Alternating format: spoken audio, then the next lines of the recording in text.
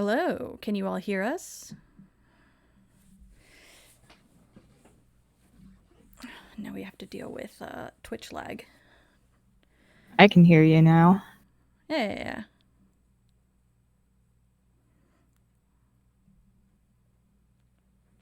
Yeah. Okay. Let me change this to that.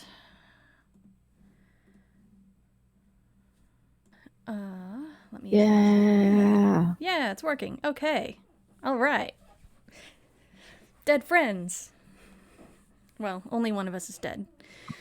Well, we'll see how long that lasts.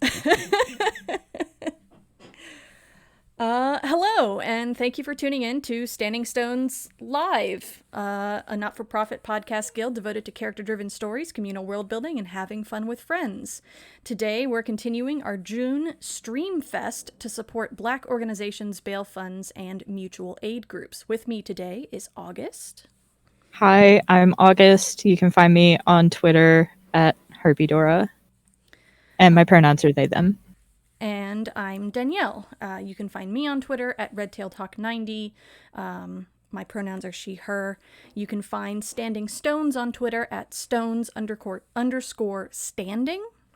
You can find Follow the Leader at FTLcast, and you can find the room where it happened at RoomWherePod.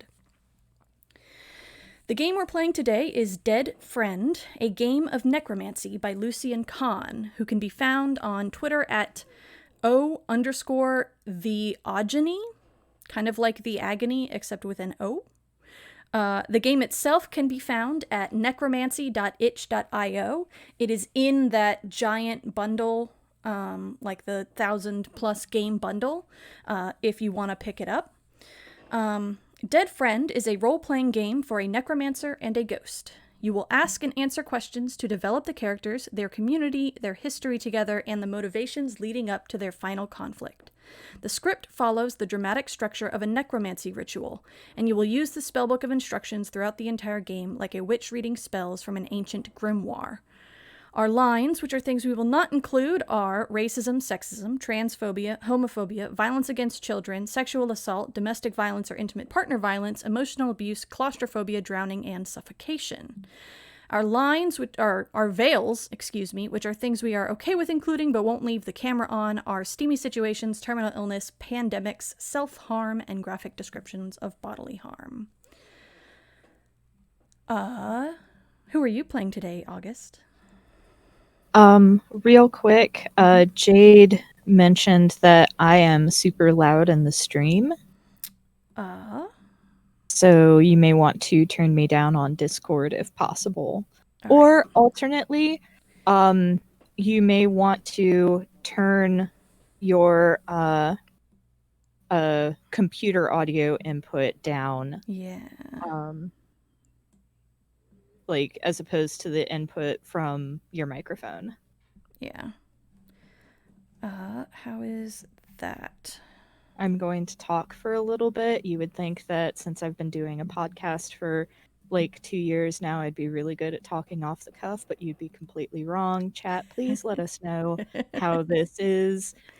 This is the point in time where like Danielle could be like making my voice do crazy things in Streamlabs and I would never know.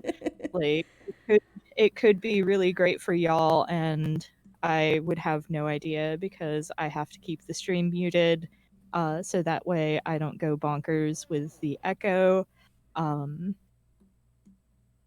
Nobody is saying anything in chat. So Jade is typing. oh, Jade is typing in Okay. Discord. Okay, cool. All right. We'll go with that. If it becomes intolerable again, please let me know. Yes. First time broadcasting from this computer, y'all. So yeah, we thought it would be better after what happened with mine and Anya's game. we'll see. We'll see if my computer decides to drop internet randomly because it's apparently been doing that. Oh boy. So bear with us. Yes. So I, as you can see from the overlay, I will be playing Marius, Thank the Gods for Small Favors. Their pronouns are they, them, and they are completely not valid and have in fact been cancelled in multiple universes. And probably soon also this one. We'll see. We'll see. I am playing Flaky Gathan. She uses she, her pronouns. We're also going to call her Kiki for the duration of this stream because her full name is Really Bad Radio. Welsh. I don't think I've played her in anything for the public pretty much ever, except for that one Halloween stream we did. So I'm excited to bring her out. Yeah. Should be good. Should be good. So we did talk about who we're playing, but I don't think we ever talked about like what the actual setting was. I know one of my touchstones had been City of Gulls versus Marius, because they have the summoning name of a ghost in that universe, but I really don't think that this is necessarily that setting. So do you have any strong inclinations? I think something similar to that at least, or maybe I'm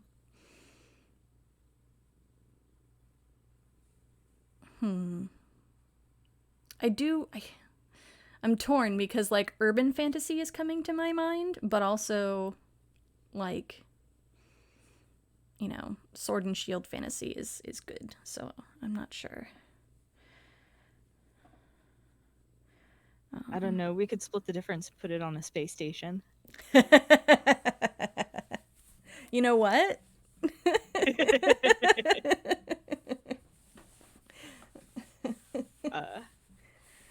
Because, like, you know, the Flotsam universe is big and we know ghosts exist there, so... Ooh, I wonder if where this town is full of monsters falls in terms of FTL universes. Things to think about. Things to think about. Yeah, space station sounds cool. I like that. All right. So, cool. Yeah, space station with ghosts. Sounds with awesome. In parentheses with ghosts. Good. What good is your space station if it can't become haunted from time to time? It's true. So probably we should read the storytelling guidelines. Yes, absolutely. Oh, that's completely the wrong tab. Yeah, I was like, I won't need the rules. Yeah, I do. Yeah, no, I have two things open and I keep opening the wrong one. So, where the hell did the story? How about I take A and B since you already started us off, and then you can do C and D and yeah. All right. So take turns reading the spellbook's instructions aloud with a new reader each page. I think we're going to modify that a little bit because of how we're having to modify the game to play remotely. This story alternates between the present ritual of necromancy and flashbacks to past details of the friends' lives together, including the death. During the flashback sections, you may decide to narrate events from the perspective of your character or an all-knowing narrator, or roleplay conversations between your characters. You and your partner may also use different storytelling styles than each other. Feel free to switch up styles as you go and allow the story to develop as a patchwork. When answering prompts, you are allowed, even encouraged, to invent new details about any character in the game, including your partner's character. If your partner is having trouble thinking of a response to a prompt, wait quietly and allow them time to think. Resist the urge to offer suggestions at this point. Instead, accept the ritual's moment of silence. After your partner answers a prompt from the script, feel free to ask clarifying questions to enrich the development of the world and characters. Play familiar with. Players familiar with tarot may choose to add additional story details based on their own interpretations of the card's meanings. To maintain the balance of the game, this is suggested as an enrichment of the written prompts, but not a replacement. Dead Friend is morbid by nature, but designed to entertain both players. If you would prefer to omit specific types of death from your story, tell your partner at the beginning of the game. If a story detail comes up midway that ruins your enjoyment of the game, you may ask your partner to rewind the scene and retell it differently. Be kind to each other. Removing outside distractions such as social media or phone apps is strongly recommended. Sorry, Twitch. We gotta put your phones down.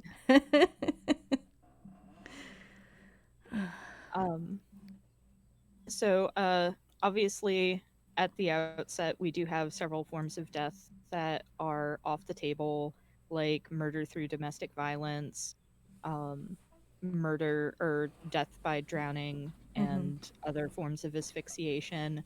I would also like to rule out suicide. But otherwise, I'm good with whatever. I'm good with whatever too. Awesome. Yeah. And we'll find out later. I'll have to decide by like page 6 or something. We'll see. Yeah. Okay. Well, did we actually declare? We haven't out loud. Yeah. Yeah, we should probably do that. Yeah. So I will be playing the living. So Marius is going to get to dabble in space necromancy or specromancy, if you will. Oh no, we shouldn't have done this. We're gonna keep doing it. Oh no.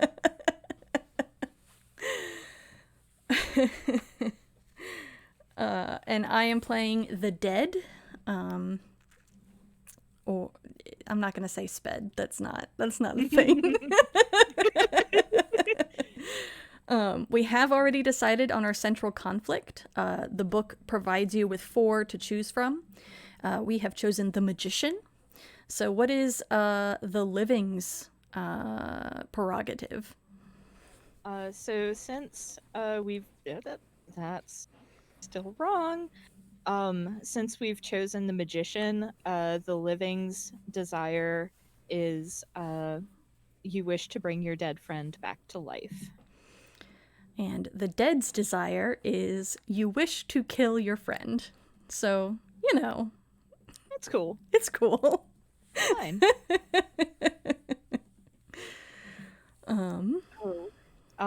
Also, while we're here, I'm going to drop a link in chat to the Hiltify. Yeah. To which Jade has already contributed. We will get to what happened with the contribution when we get to that portion of the game. Yeah. So for those who are not aware, the stuff you see on the overlay, these are legends. During the different phases of play, we will be drawing cards from a deck. And traditionally, you know, what we draw indicates what the scene will include or be about according to these legends. But we have made it an incentive for $5 because we'll be drawing several cards. You can decide for us which card we will be drawing.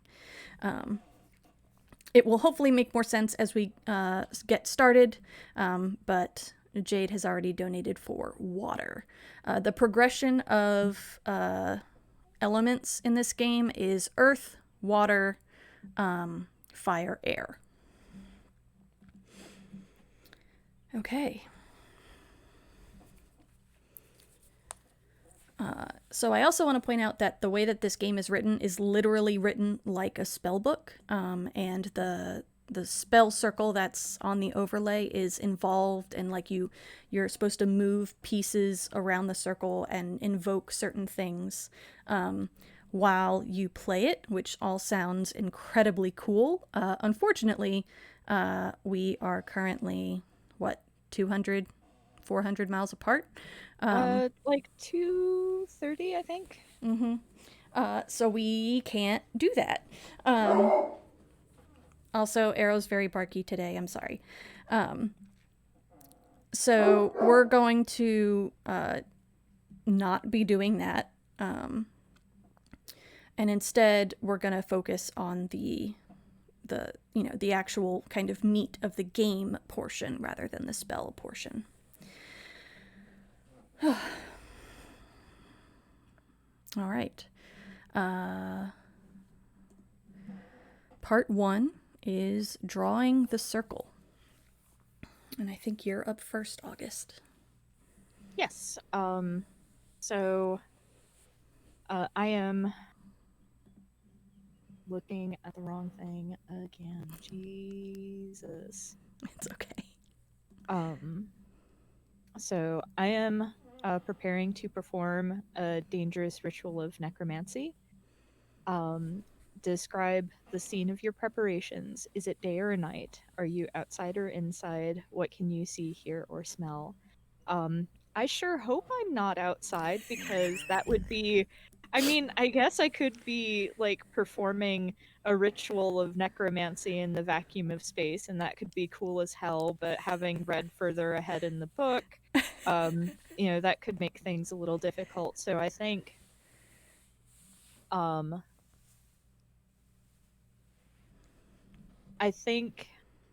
in this case, the the spell that I'm invoking calls, it was written eons ago, planet side. Who knows what planet at this point, but it was written on a planet that has a day-night cycle that doesn't quite match up to the day-night cycle that is prescribed on the station. But I think, because I'm that extra kind of bitch, I've calculated what time it would have been on the planet that the spell was written on and translated that to the time on the space station. So it's probably actually quote unquote daytime on the station, but this daytime corresponds to midnight on the planet of the spell's origin. That's excellent. I love them so much. They're such a shithead. What a pretentious jerk. And I think I've got like a little hole in the wall, like quarters, because space is at a premium on a space station realistically. I've dimmed the lights. You can still like hear the run, the humming of the space station, because the station never sleeps. And well, I mean, even so, it's daytime anyway. But I've got all of my lights low.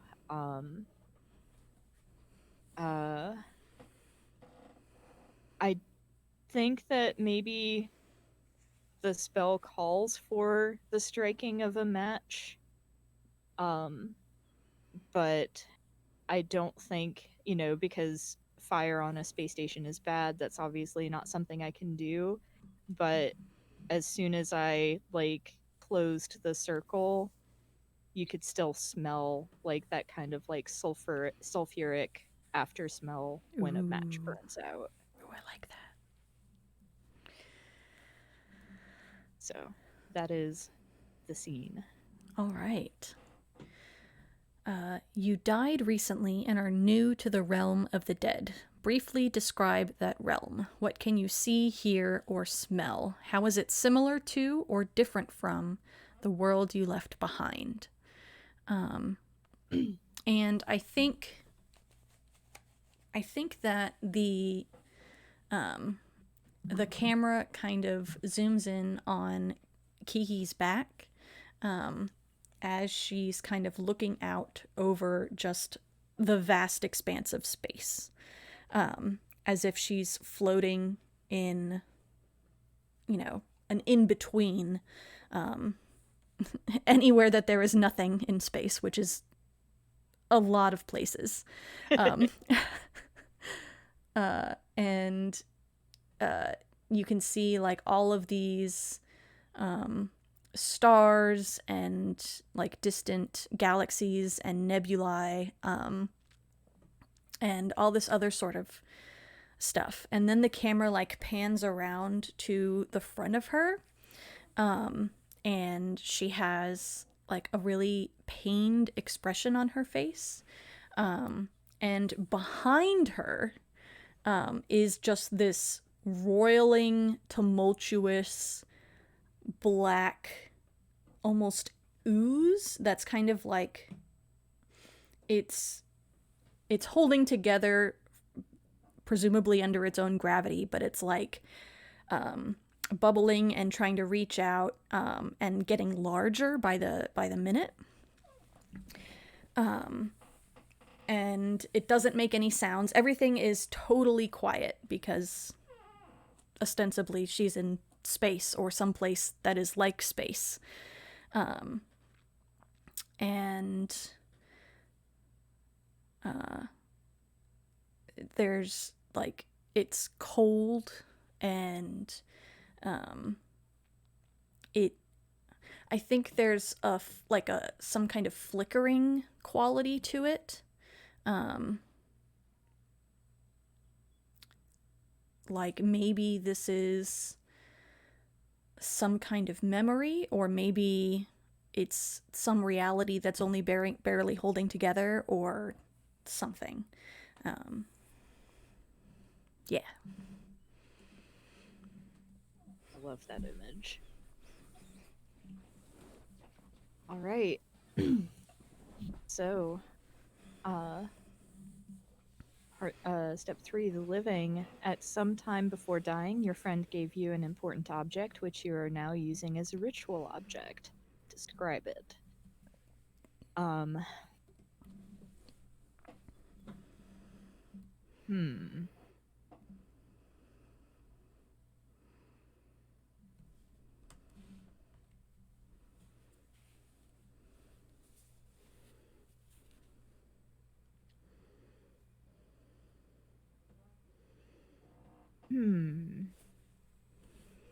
My first instinct is a knife, but that's boring. My next instinct is a pin. Okay. But, oh, you know what it is? And this is possibly why I'm using it as a ritual object. I bet Kiki got her hands on some honest to goodness chalk. Which she gave to Marius as just kind of like teasing them about like how like they're like a stuffy academic, like, an ancient academic, and like, oh, they should have a chalkboard, here's some chalk. But I don't think it's easy to come by real chalk. Like, I think a lot of what gets used on the space station is like dry erased markers and stuff, so you don't see chalk in general. Why do I keep clicking on the wrong thing? And so that's actually what I've used to draw out the circle and stuff. But I do also have, I have like a bunch of pieces of it for use for different parts of the ritual. Nice. I like that. Okay, we have set the scene. Part 2 is a ritual of Earth.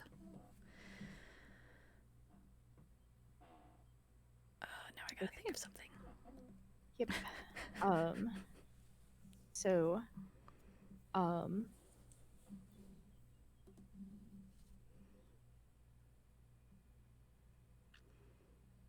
So, if you would, what does the ritual of Earth look like for Marius, do you think?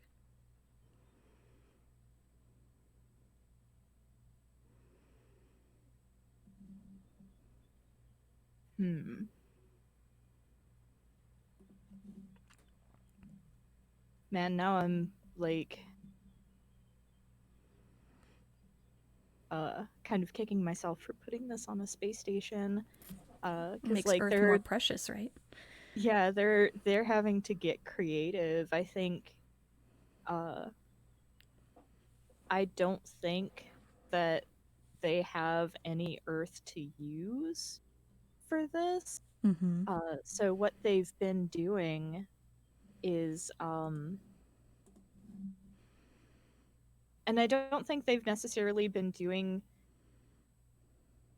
this strictly for this ritual. I think they had some of this like squirreled away Mm-hmm.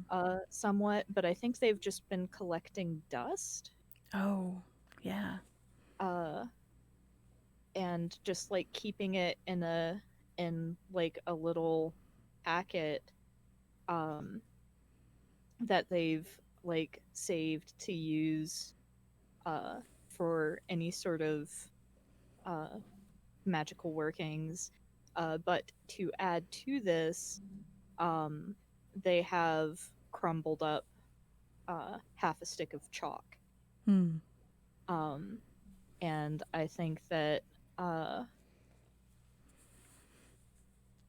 yeah, this is just like a hacked together ritual because you're supposed to have like oils that you anoint your hands with that they can't get a hold of. So they've like improvised the best they could with like the food synthesizers on the station um, to give some sort of plant-based oil to use.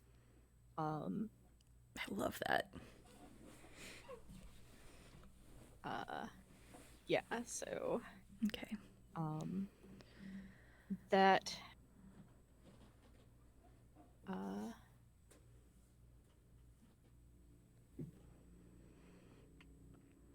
that is what the ritual looks like. So All right. So part of the beginning of each ritual, because you're supposed to be moving coins and such around the ritual circle. Part of it is a word from the dead. So I think you as you kind of crumble the chalk to add to the dust, you hear a word from beyond, laughter.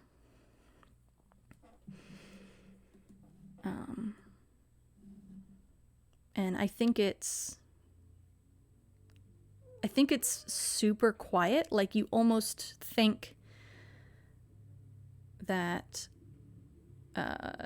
you're imagining things. And I don't think that when Kiki says it, she says the word laughter. I think she laughs. mhm. And it kind of like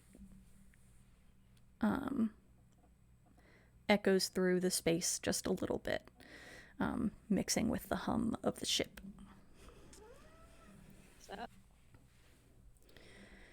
All right, now into the game. Yes. So the next instruction is separate out the pentacles. And I want everyone to know, while I was creating this Roll20 and downloading images of pentacles, I could not stop saying it Pentacles.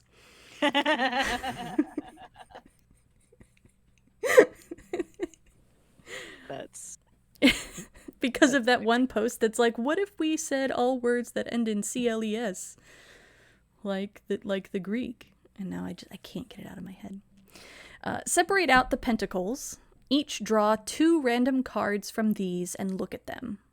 Taking turns, name and briefly describe 2 people in your shared community using the prompts in the Earth legend that correspond to the cards you have drawn. So, if anyone wants to donate to force one of these folks to be, now is the time. Give you like a couple seconds. Well, let's give it like a minute just to make sure Twitch is caught up. So, that's true. Evidently, since I'm a mod, I can see like the stream runtime, I guess. So, yeah, I went through and made all of us mods. Nice.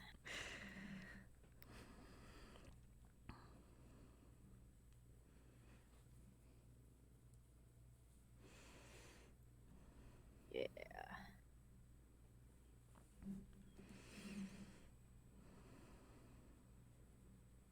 All right.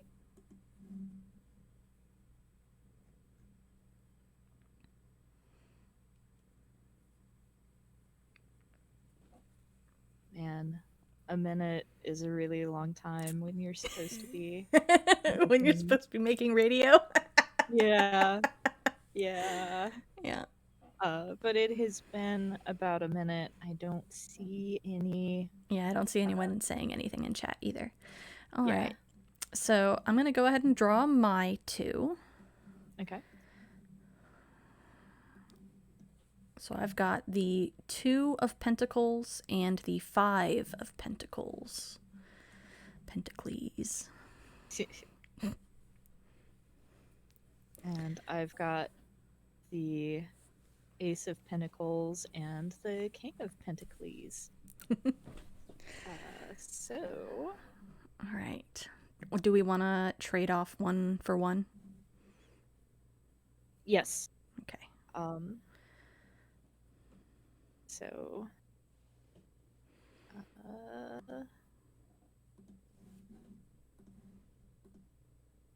I think I will go with. You've infected me with this now too. I'll go with the Ace of Pentacles. And my mind immediately went to the peony because the ace is someone mystical and intimidating. I hope Mab is retroactively okay with that. I don't know why she would not like it. Yeah, so so I am thinking the peony. Nice.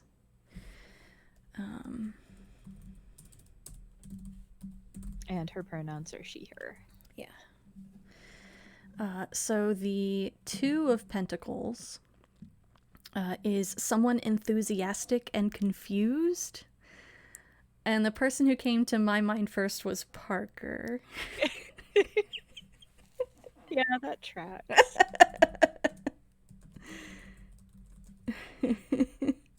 Oh, and we should probably pause and describe these characters. I think so. In the original game that folks might know the peony from, it was a kind of like fantasy post-apocalypse, and she is very elegant and always has like a veil over her face. Very mom. She has a lot of mom energy, yes. And she is very good. Yeah. For some reason, whenever I listen to those episodes, she came off as like really sinister to me, and I don't know why. Huh. Yeah. Like I was always expecting her to be doing something behind the scenes, but no, she's just very good. Yeah. And so Parker is one of Dora's characters, and he's just here to have a good time. He's trying his best. Yeah. He's a human Labrador puppy. It's fine. Yeah. And he uses he, they pronouns. Mm-hmm. And my other character was the king.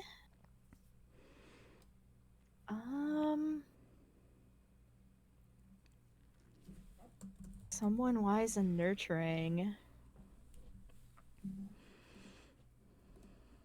I mean, realistically, that's probably more on brand for the peony, but I'm sticking with the peony as someone mystical and intimidating because she's definitely let Marius have it before. Yep. So,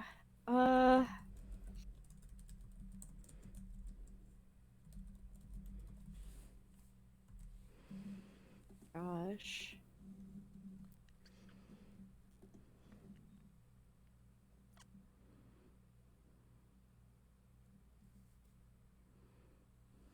You know what? I bet it's Kari. Oh. Whose pronouns are he, him, and in the immortal words of Jade, he's the mom friend, but make it fucky. No, he's a delight, dark-skinned fellow with the scar across the bridge of the nose, tight fade on the sides, but kind of longer, naturally curly on top. Little soft around the stomach, killer guns. He's fantastic. He's so good. Everyone loves Kari. Yes. A 5 is someone suffering and ignored. That we're friends with. Or at least is in our community. Yes.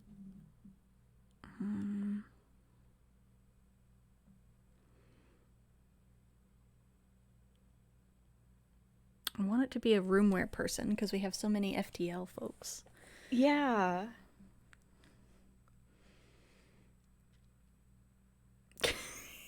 Is it Cora?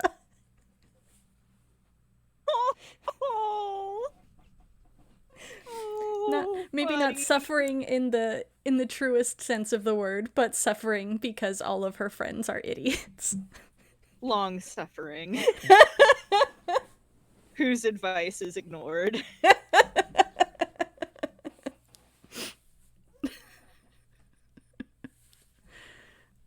Yeah, I'm sticking with that. Good. It's too good not to.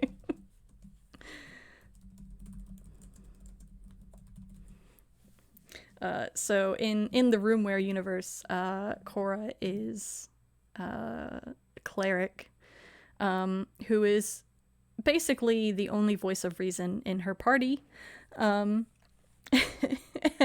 whom everyone always ignores. And instead of talking to their foes, they kill them instead. Meanwhile, Cora is just off to the side, banging her head against the wall and occasionally saying some healing words to keep us from dying. Yeah. Good. All right. These memories are beginning to stir up the environment in the realm of the dead. What changes are developing around you? And I think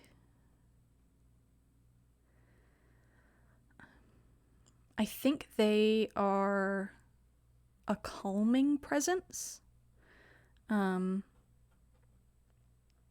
least for now.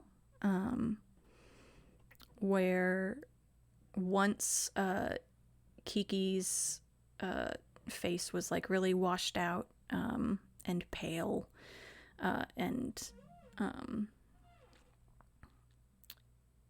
she now looks a little calmer. Her face isn't twisted up in pain or fear.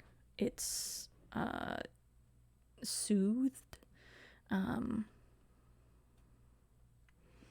And even though the weird black mass behind her continues to writhe, I think like the stars are a little brighter, and it's not growing as fast as it was.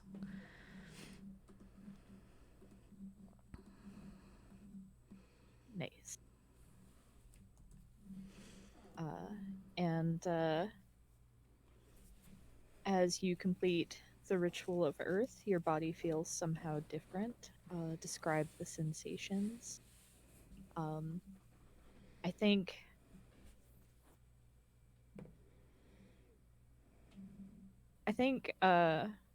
Marius may have been born on a planet, but they haven't spent a lot of time planet side. Mm-hmm.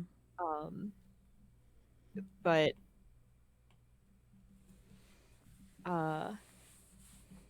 this feels kind of like the few times they have been planet side where the gravity feels harsher than the simulated gravity on the space station. Mm. Everything's heavier in a way, like the only way they can think to describe it is just like, fake gravity is just something that keeps stuff from floating away, but real gravity is knowing that you're close to a huge mass of something. Mm. That's good.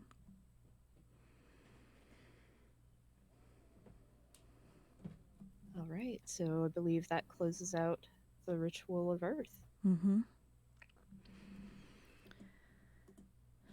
Part 3 is a ritual of water.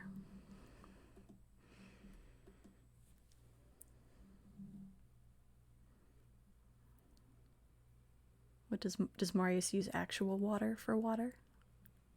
I'm thinking about that. Because the thing is, like, the space station is a closed ecosystem, so there's not a lot of water to go around. Mm-hmm.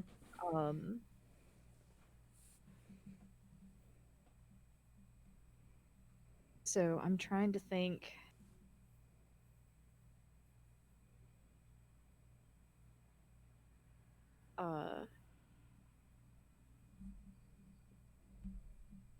Yeah, I think they would use actual water, like they skimped on some of their water ration to hold this aside. Mm. And I think, I don't know, their thought process is that, like, when you're working magic, like, you can make substitutions if you have to, but like, the fact that they are having to sacrifice to get these ingredients probably makes it a little more potent. Mm-hmm. So that is um, their thinking. So they definitely have real water, um, and it's in uh, some sort of, like, now my brain is going to, like, the Imperial Ratch books. So I'm thinking about, like, some sort of, like, uh, crystal or glass vessel that's usually meant for tea, but it's just got plain water in it. And I think that um, this probably also involves like crumbling up some of the chalk and mixing it with the water so that they can use that to um, like reinforce Hmm. the circle. Good.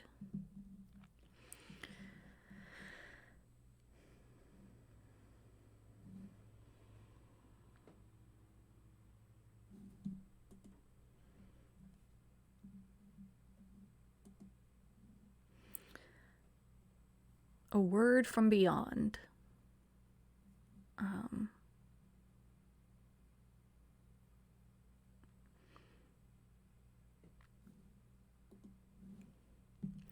is there...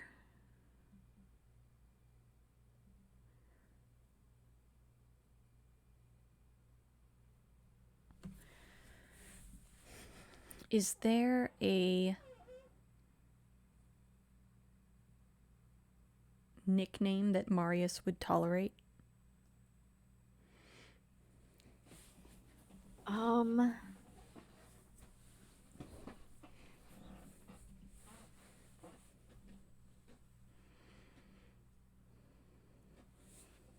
Doc, prof,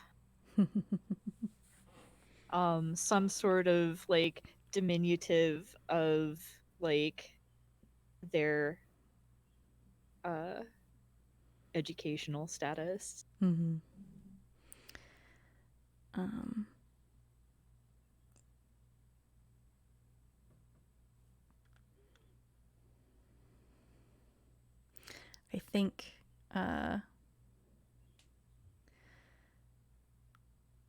I think in the same way as before, where Marius heard laughing that maybe they weren't sure if it was real or not, they hear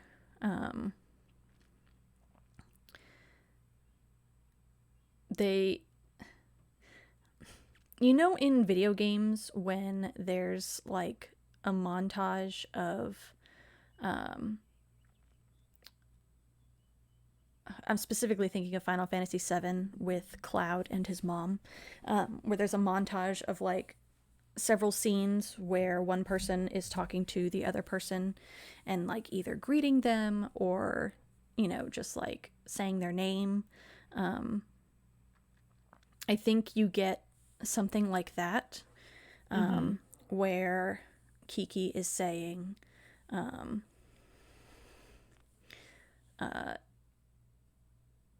thank the gods for doctor favors. And it comes through in like varying tones where like in some cases it's 100% genuine, in some cases it's teasing, in some cases it's weary or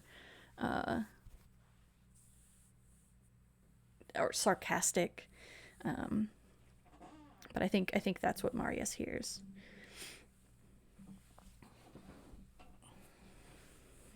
Sounds good. Right. Separate out the cups. Each draw one card from these, look at it, and describe a past scene from your friendship that corresponds to the prompts in the water legend. Although this scene is primarily about you and your friend, it must also include at least one community member from the paper. Feel free to embellish the story with descriptive details. And so one of our cards is going to be Water 5. Your friend chose someone else over you. Why are you not?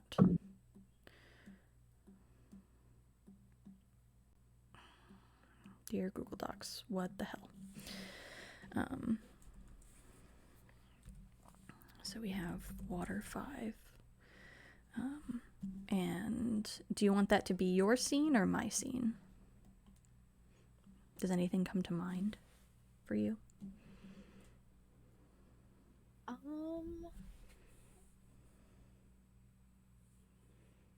Yeah, I'm not feeling any particular strong, nothing particularly strong comes to mind Okay. from that one, so. I'll take it then. So you'll want to go ahead and draw your cup. Yes.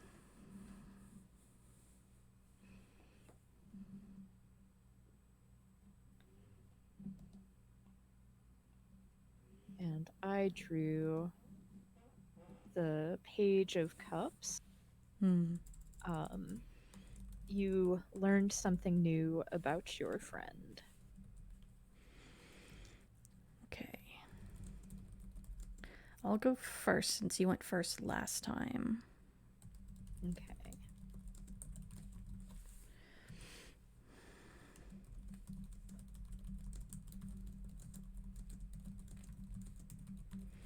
So I think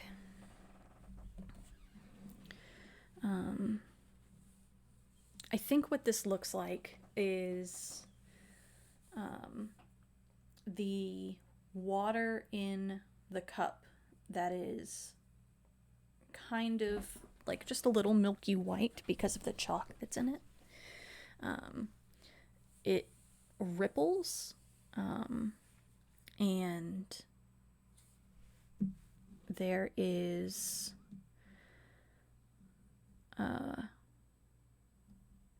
I think we see in like split screen, we see both Marius and Kiki kind of not stagger back, but like they've been gently pushed in the chest, and so they kind of rock back. And there is a scene change where suddenly we see a Marius who looks maybe a little less haggard, but maybe not a whole lot less haggard because staying up to study a spell form is kind of par for the course for them. Yeah. And we see Kiki, looking healthy and alive. And they're standing in what looks like a laboratory. And there are a couple plants here and there, and a couple of various what looks like chemical experiments going on. And there's like several very old dusty tomes on a bookshelf, one of which is out and open on the table. And Kiki is standing with her arms crossed, leaning against one of the benches, and kind of looking at Marius, and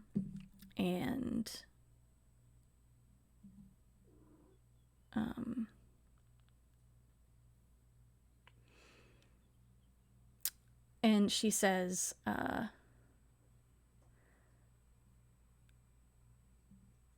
so I went down to that planet and got you whatever herb you said you needed. Risked my damn life to do it. And now that I'm getting my wrist slapped by the peony, you're gonna pretend like I didn't do it for you?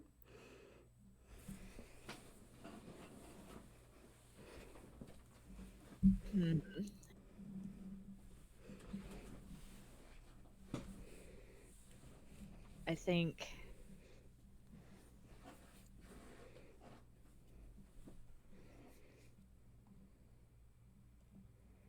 Oh man, how much of an asshole are they? You know the answer to that question. I do. But part of me wants to temper it because it's like if they're too much of an asshole, why would Kiki bother being friends with them?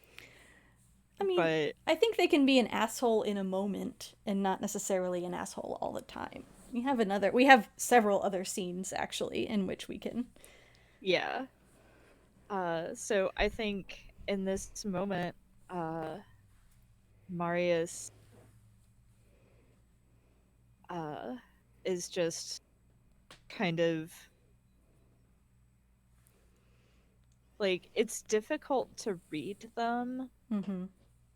uh but they just say, I know I have you on board, but I need to make sure that the peony trusts me so that we can continue our work.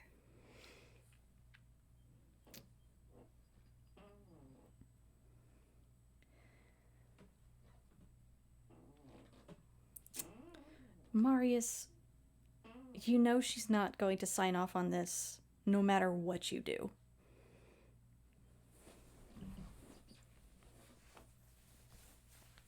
Marius just kind of like uh straightens their back and uh I don't know, I'm kind of imagining them sifting through some papers, so like they tap the papers on a convenient flat surface to kind of like straighten them, and they say, I don't need her to sign off on this. What I need her to do is not sign off on anything stopping this. What she doesn't know doesn't hurt her. Um,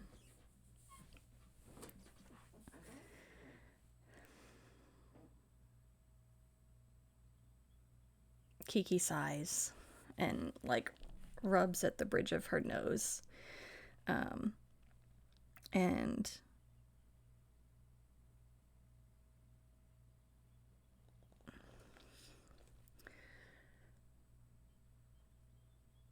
I'm trying to think of what punishment looks like on this space station. That was also my thought, Jade. For the audience who are catching like audio only, Jade in the chat said, "Fool, the peony knows all." All seeing mom powers.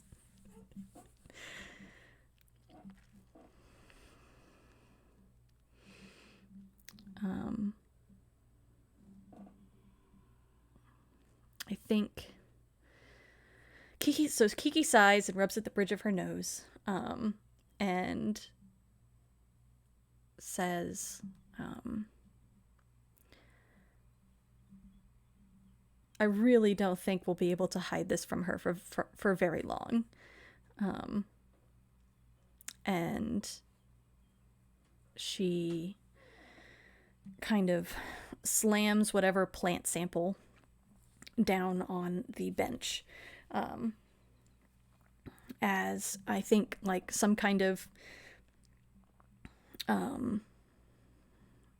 not security guard but like station official kind of appears in the doorway to the lab, and like beckons for her to come with them,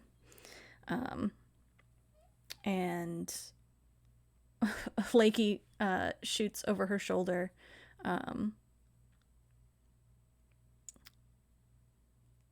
I hope you can find someone else to get your samples for the next month.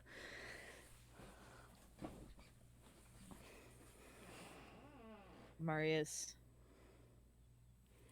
just kind of like presses their lips into a thin line and then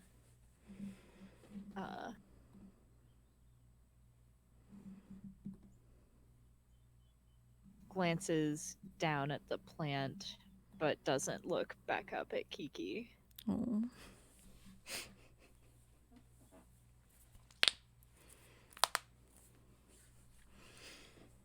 I think that's the end of the scene. Cool. I just want to take this moment to remind folks that if you donate $5 through our Tiltify, you can select a reward to choose a card that gets played based off of the legends here. There's still 2 other water cards that will need to be played, and we still have fire and air. Well, for the water, we have 6 more. Six more? Yeah. Because you repeat this step 3 more times.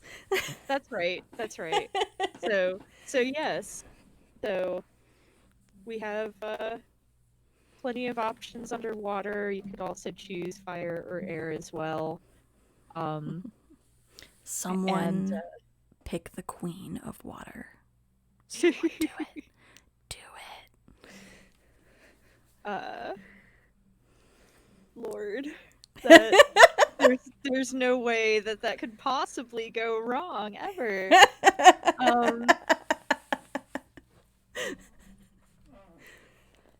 Yeah. Am I stalling?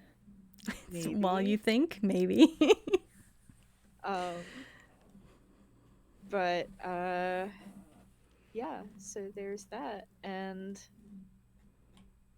there is, there are also some other good rewards. You could get some fiction written for you. You could get some lovely words spoken lovely by Jade. You could get hand forged D6s from Brian. So. Oh, I don't know that I included Sam's on here. Sam also, I believe, will draw something for $100. Yeah, I don't see that one on here, darn. But yeah, just put in your notes that you're claiming a reward. And I cut you off. I'm sorry. No, you're good. His art is really, really good, and you should donate to commission him because it's beautiful. Also, Mab's writing is beautiful. Yes. Definitely pay for her to write you some words because, damn. Yes. Brian's dice are pretty amazing. They're not very big, but like they have a really good weight to them. And like, I mean, come on, he hand forges them out of literal metal. It's good shit. Oh, it's under more rewards. Okay. Oh, yes, show more rewards. I see.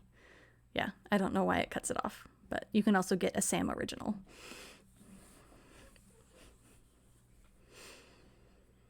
A time that I learned something new about my friend. I don't think I have to actually come up with what you learn new thing I learned. So that makes things a lot easier. Yeah, you do want to include one of our other community members somehow, but yes. God.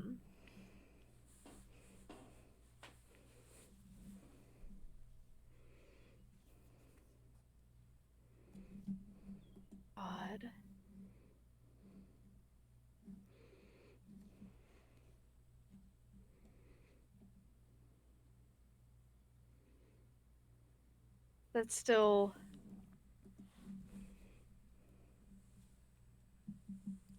that still leaves me wondering because it's like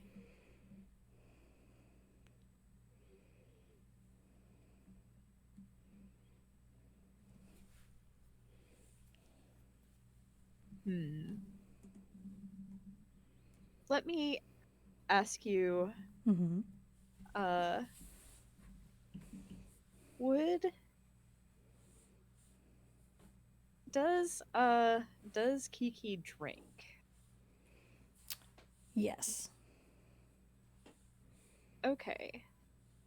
So I think that the setting of this is the station's uh bar, Mm-hmm. like, which is separate from the canteen because this is explicitly about like uh recreational drinking. I think we've got like ration cards that give us, discretionary alcohol every cycle or whatever, Mm-hmm. uh, that can be saved up but are non-transferable. Um, but that doesn't stop people from getting their drinks and giving them to other people. Mm-hmm. So I think maybe that's what's happening here is Marius just doesn't plan on uh, imbibing any wine or anything this cycle, Mm-hmm. uh, for some sort of ritualistic fasting Mm-hmm. of some sort. Um, so they're uh, coming. There's like probably a booth that they prefer, um, and you know uh, they and Kiki have sat down there, but they go to get their quote unquote their drink, um, and bring it back. But they see uh, that Kiki is talking to someone who they can't quite place. Uh, they can't quite place this person, Mm-hmm. but the audience and Kiki knows that it's Cora, who Mm. has seen Kiki and came over to say hi. Um, and uh,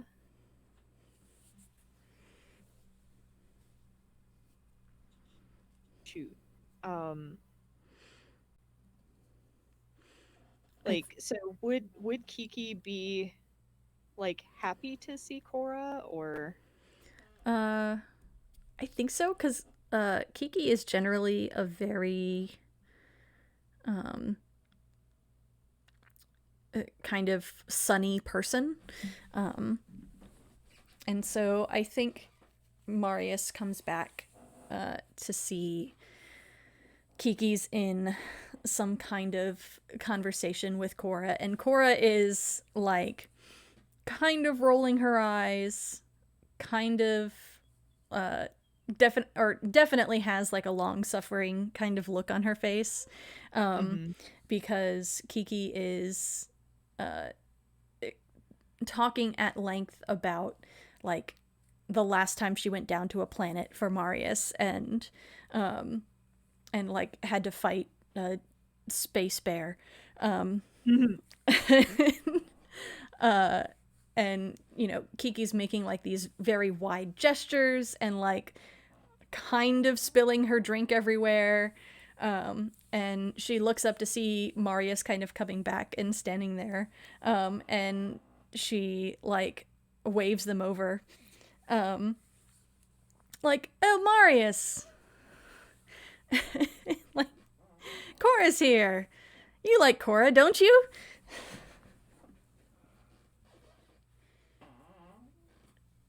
My knee-jerk reaction is I don't like anyone. Um, but that's not that is the cartoonish response. And I mean, I guess uh I don't know, I guess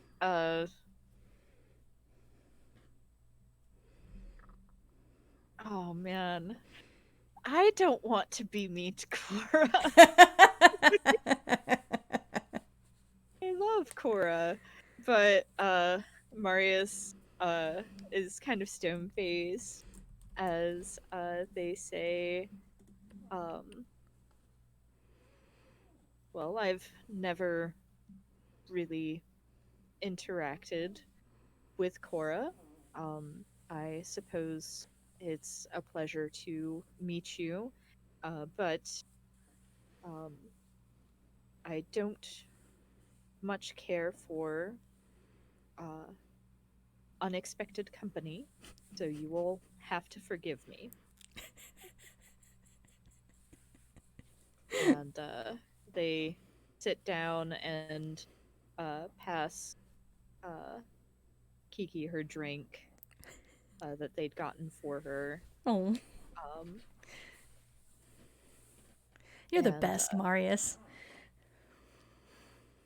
they just kind of like uh make a non-committal noise uh because they cannot gracefully uh handle uh like being thanked. Oh, bless their heart. um And Kiki leans over to Cora, who is kind of like, isn't making any moves to leave because, I mean, she's not going to. Cora's not going to put up with that kind of bullshit. no, she's not. So Kiki leans over to Cora, and she says, I don't know if you've met Marius, but this is Marius. You see, the doc and I have been working together for the past. How long has it been, Marius? uh Marius like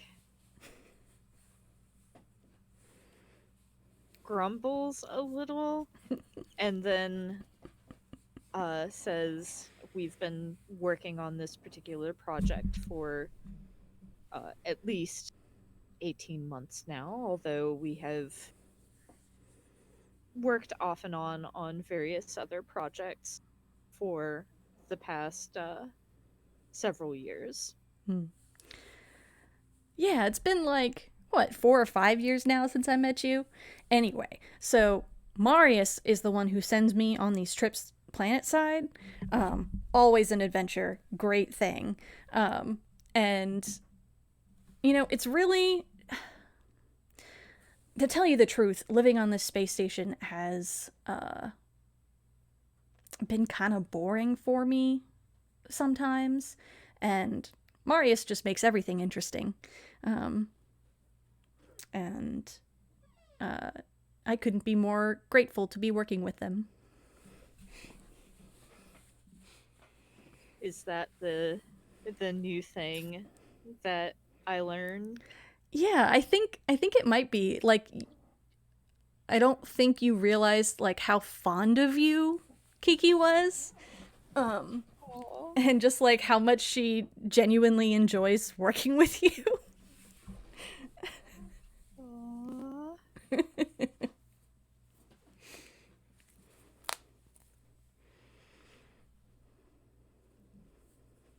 Oh They've my got kind of god. a rough exterior, but really they're a sweetheart.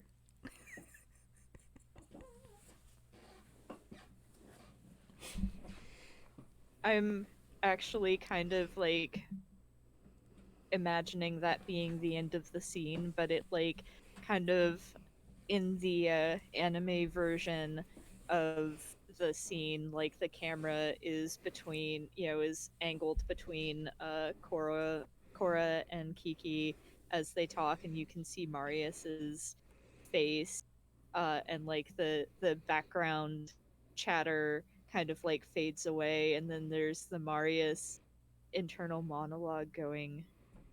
Uh, she's she enjoys this.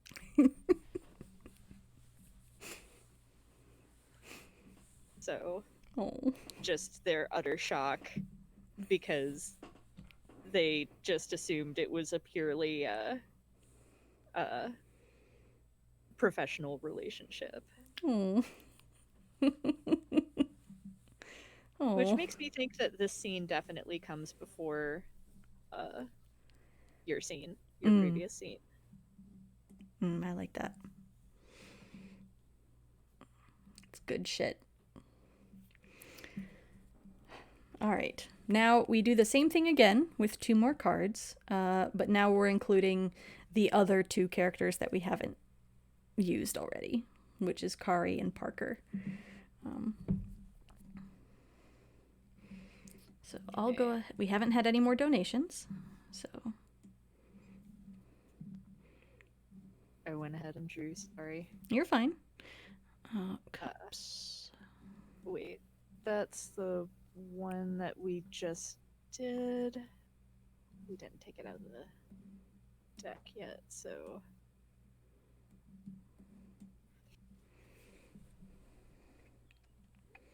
All right, so I drew the Ace of Cups, which is not on my thing. There it is. Your earliest memory of your friend. Oh. And I drew the 10 of Cups, which is you celebrated a holiday with your friend. Oh.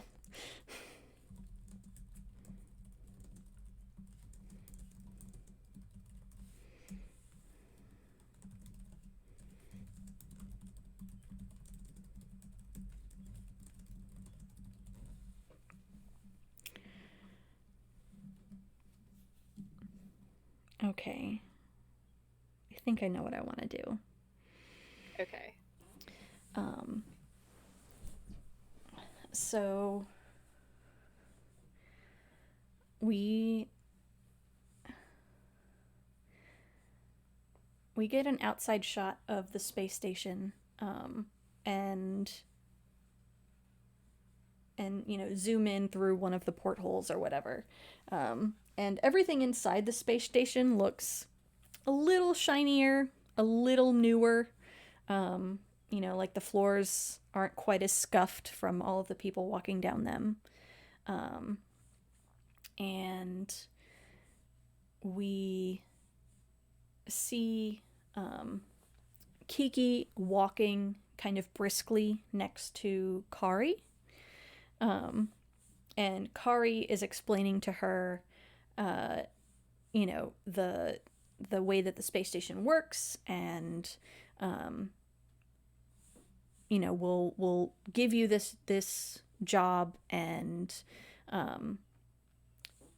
after a few months you'll be able to rotate out if you want, or if you want to stay in it, you can. And he we see like the sign for the lab up ahead, and Kari kind of pauses and puts his hand on Kiki's elbow, and like stops her for a second, and he says, it's only a few months, so and really, like, Dr. Marius, Dr. Favors is a very dedicated researcher, and he may be a little eccentric, or they may be a little eccentric, but really, I think you'll learn a lot in this position, and Kiki kind of like nods, and hefts her whatever bag she's carrying, and they continue on into the lab, and Kari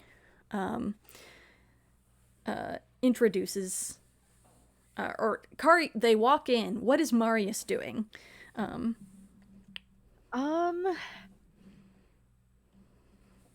I think I don't. Okay, so I think. Hmm, I'm torn because either they are like behind a stack of books, uh, reading and like oblivious to the two of them coming in, Mm-hmm. or they are uh,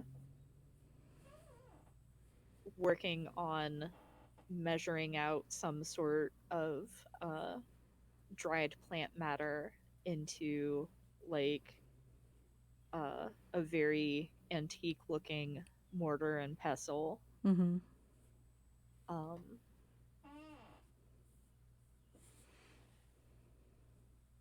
I think I like uh,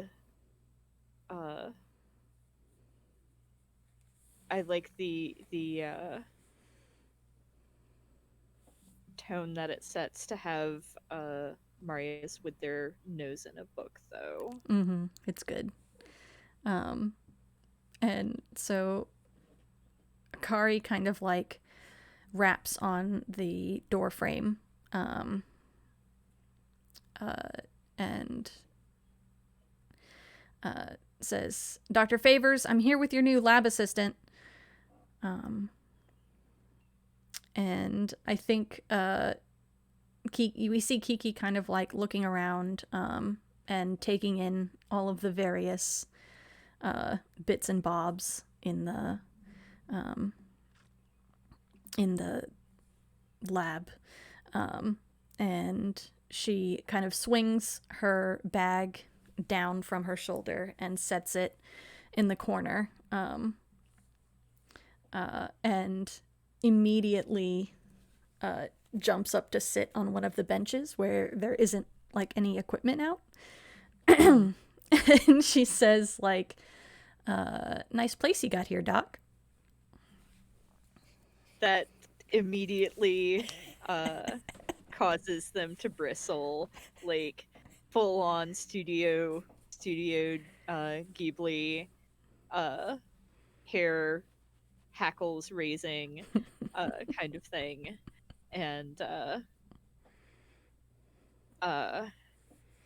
their gaze snaps up and they just say very curtly, uh, I know that Kari has plenty enough sensibility to have told you that my name is uh, uh, Dr.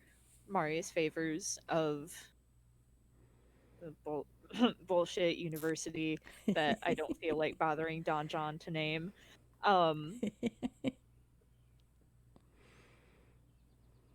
and that I do prefer my full title to be used. So I can only assume that you have not paid very close attention. uh,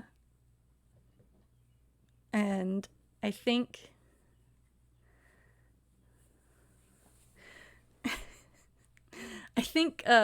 Kiki looks over at Kari, and Kari raises an eyebrow at her, um, and Kiki kind of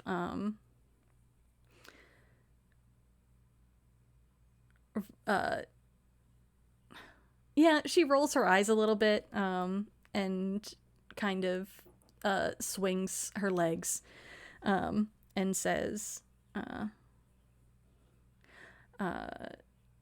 "Pardon me, Doctor Favors."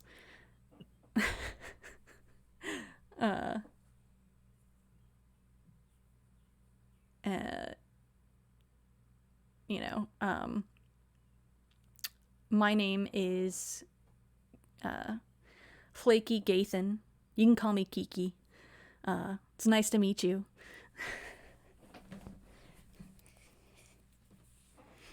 Does she uh, extend her hand for it to be shaken? Um, I don't think she does. I think she's just sitting on this counter looking at them, kind of almost in a challenging way, but in a challenging way that, like, she's kind of having fun with this. Mm-hmm.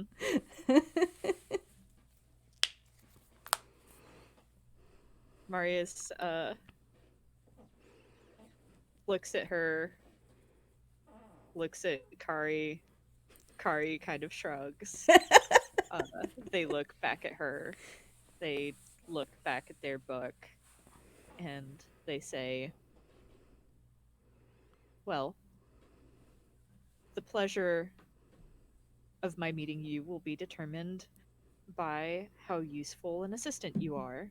So if you would like it to be a pleasurable meeting, I suggest that you get to work looking through that stack there, and they kind of like jerk their chin towards a stack of books in the corner, uh, and say, I need you to find a reference to this particular herb, preferably notated by this particular scholar.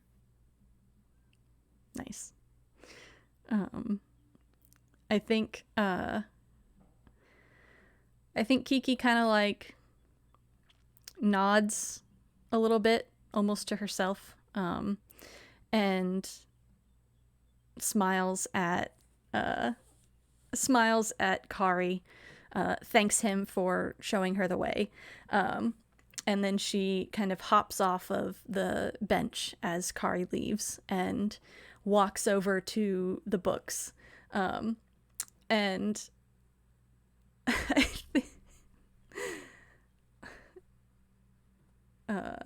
and she says, "Are these all in Latin?"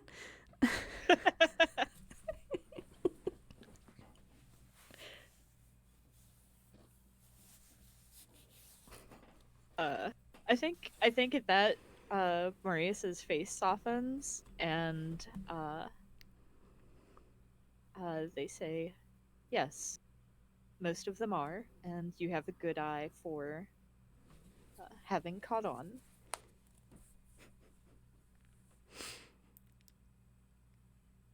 And I think she shrugs a little bit. She's like, "All right,"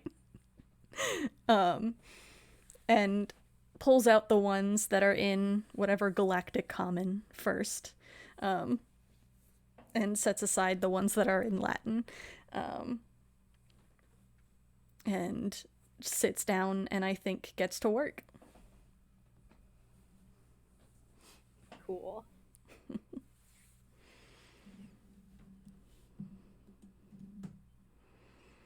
Is that scene? I think so. I forgot it was my scene. Yeah.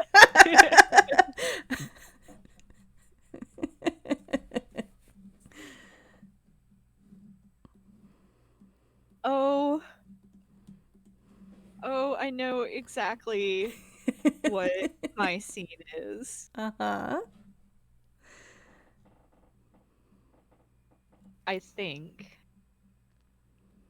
that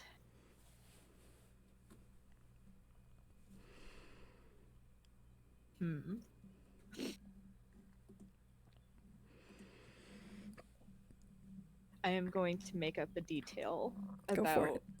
Kiki. Yeah. So I think that at approximately 5 minutes past 0300, Kiki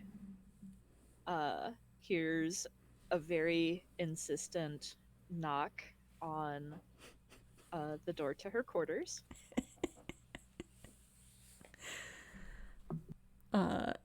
The Kiki that opens the door is wearing like pajama shorts and a tank top, and she's rubbing at her eyes a little bit. Yeah.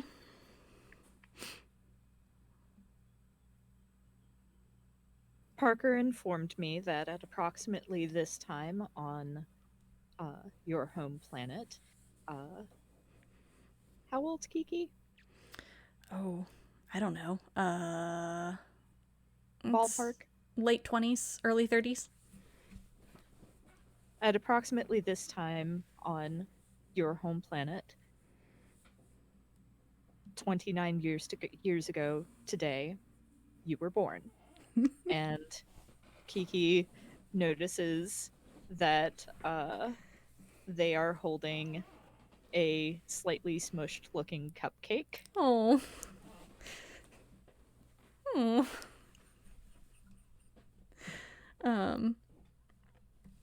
I think Kiki like blinks blearily at them for a second, and then she starts smiling, and it's just like this huge grin that slowly spreads across her face, and and she says, "Parker informed you, huh?"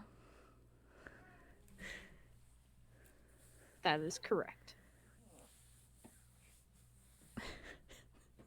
They did all the math by themselves. Marius says nothing and just kind of like shoves the cupcake at her. She takes it, and holds it kind of gently to her chest, and she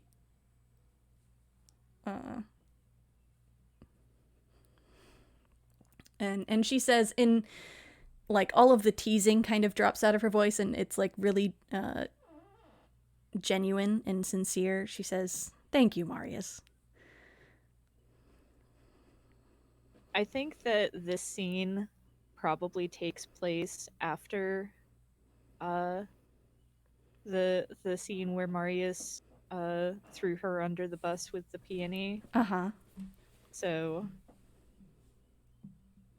you know, I don't know if she necessarily at 3 o'clock in the morning understands that this is also quasi a peace offering, but either way, Marius doesn't say anything and is just like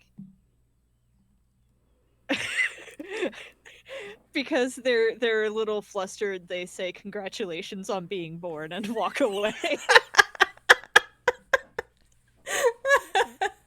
Because they're a fucking dumbass.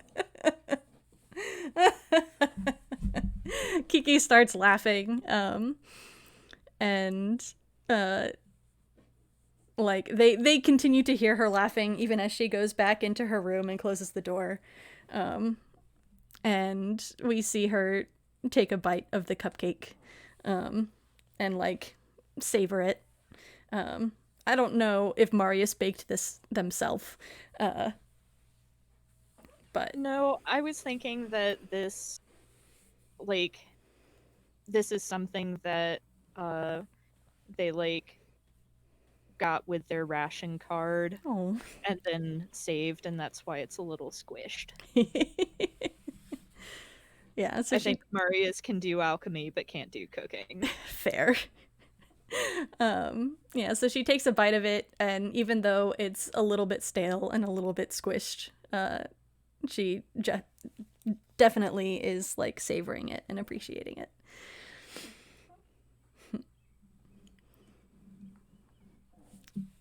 Yep, and that is my scene. Good.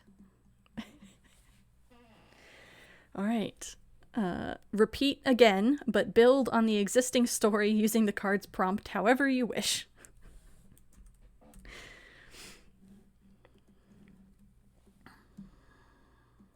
Let me put that up there.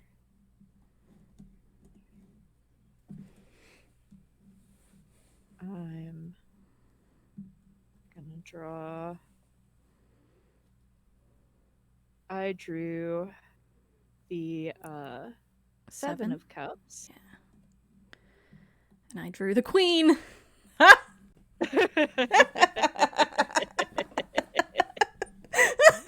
Good. We've got a really great hand here. We do. The Seven of Cups is you lied to your friend. And the Queen is your friend gave you romantic advice. I'm so glad that we drew this in this order too. Yeah. All right. No, we don't necessarily need to include the other characters in this.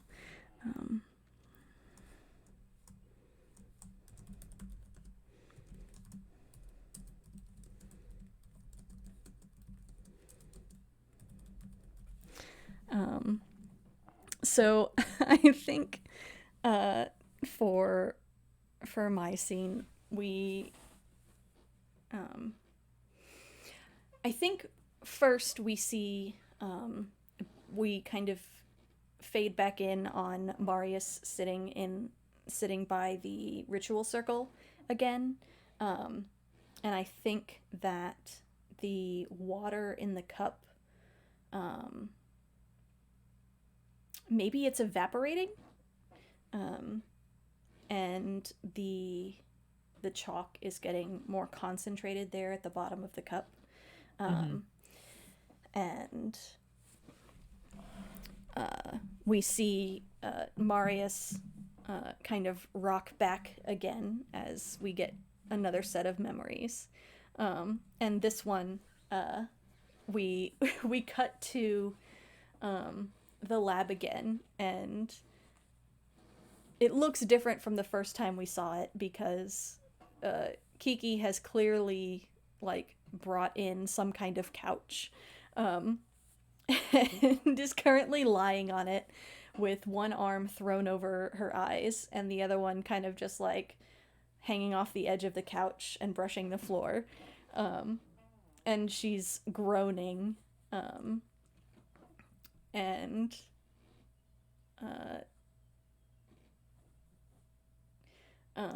and she says, "I can't believe I fucked it up." I would like to add the detail that I think that this is before the conversation with Cora, so this is pre Marius knowing that Kiki is fond of them. Oh, okay. Because I think that Marius giving romantic advice at that juncture is funnier.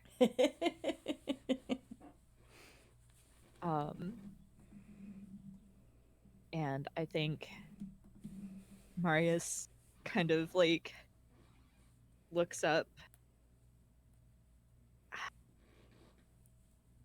and is just like,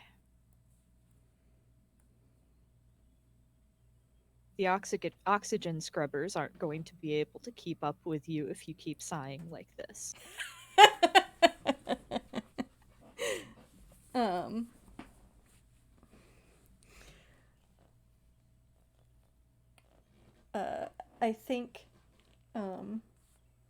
I think she takes suddenly she's been crying, and she takes whatever tissue she's had crumpled up on her chest and throws it at them.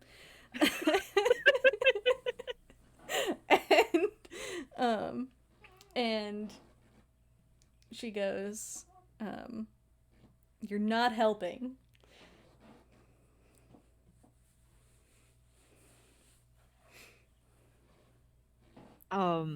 I think like the tissue like bounces off their shoulder and falls to the floor, and they like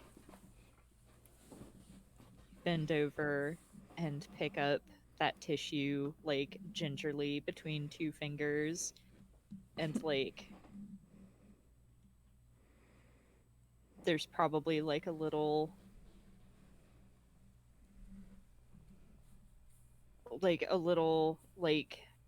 compartment that you open to put your trash in, but like it pulls out so you can use it as a little garbage can, and so they pull out that little thing and they just kind of like gingerly drop it in there, and then they get up and go over and put the other tissues in there and then put it back into the wall so that the garbage can be incinerated or whatever, so that way she doesn't have any more ammunition. And they say, well, if you wanted my help, You needed only ask. And she lifts her arm up from her face for a second and looks at him, or them, and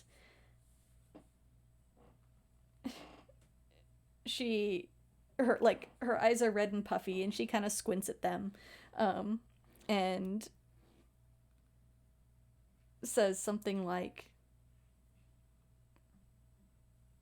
"Do you actually mean that?"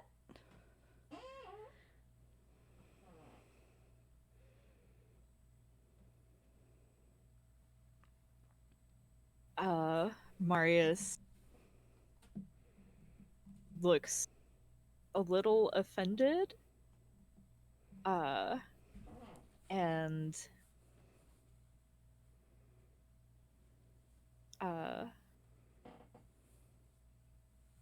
they say, what do they say? I'm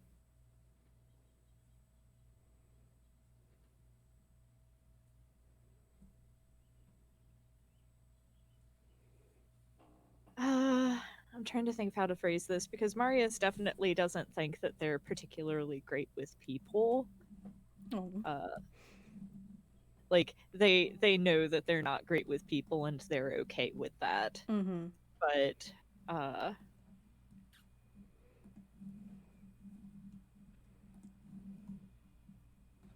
But they're offended that Kiki would accuse them of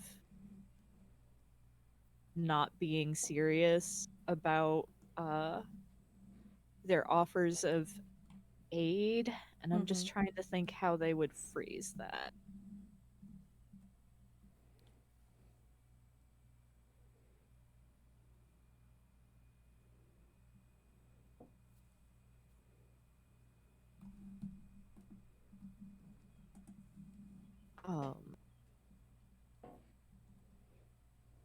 I think they're just like,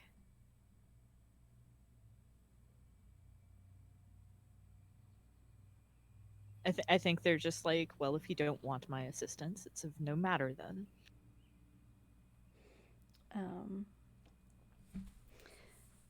And she kind of rolls onto her side and looks at them.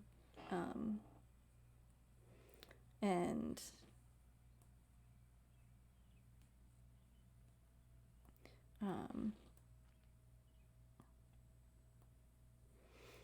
and I think she recognizes that Marius is like a little hurt, and I think she just starts talking, and she says,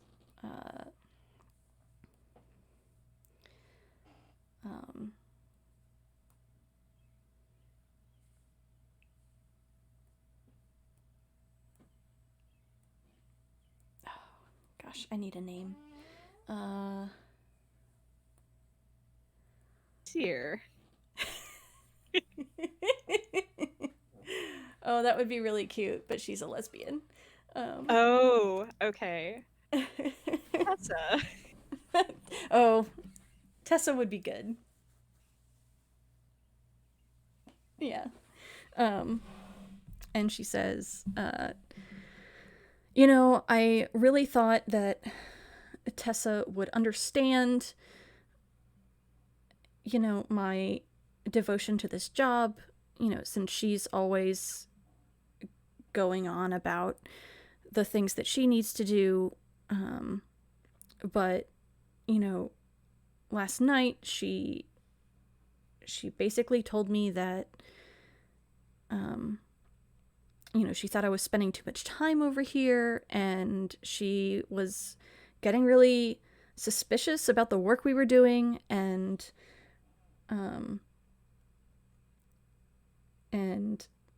she,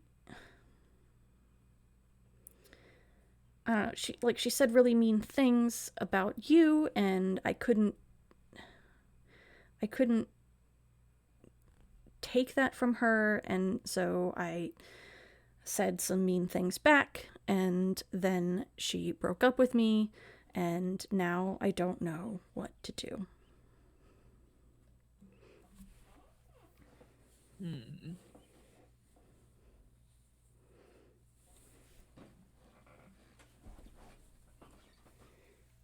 What kind of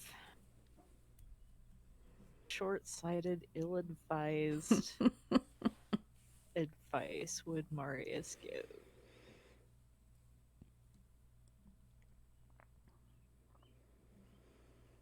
I think that, like, especially because Kiki's obviously, been crying for a while and stuff, and they've been working together for a while. They definitely don't tell her to just, like, suck it up and get over it. Mm-hmm. Like, they do want to provide some sort of assistance. Um,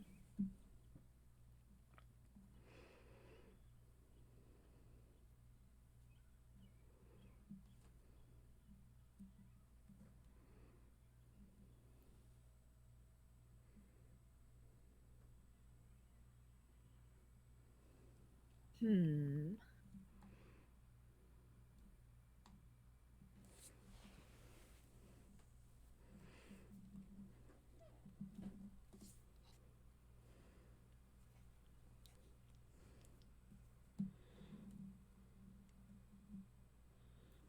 Um, they start off with saying, well, I am not particularly skilled in such matters, and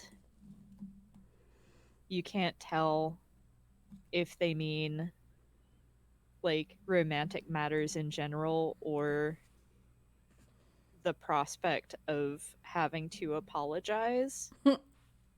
uh uh they continue. I have heard that open and honest communication is supposed to be key. If you can convince this Tessa to look beyond anything that you may have said, and at this they kind of like pause, and like they have the expression of like, am I really going to fucking say this? uh and then they say, you may invite her to the laboratory so that she can see that what we are doing is entirely legitimate and nothing that she need worry about, and she may make whatever judgment she wishes about my character, although it is impeccable. Because I like the idea of Tessa and Marius meeting and not getting along at all. Oh, I love that. And I think I think Kiki like tears up a little bit, and she gives Marius like a watery smile, and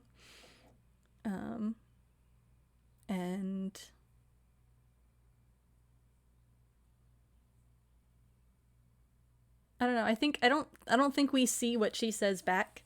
I think that might be the end of the scene there, because I love that a lot. Aw.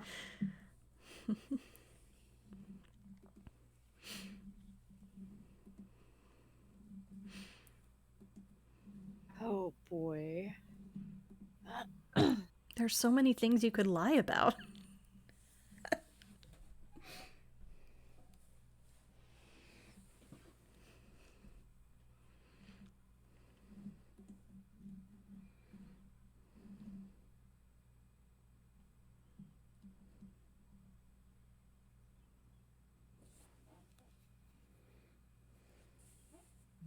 man.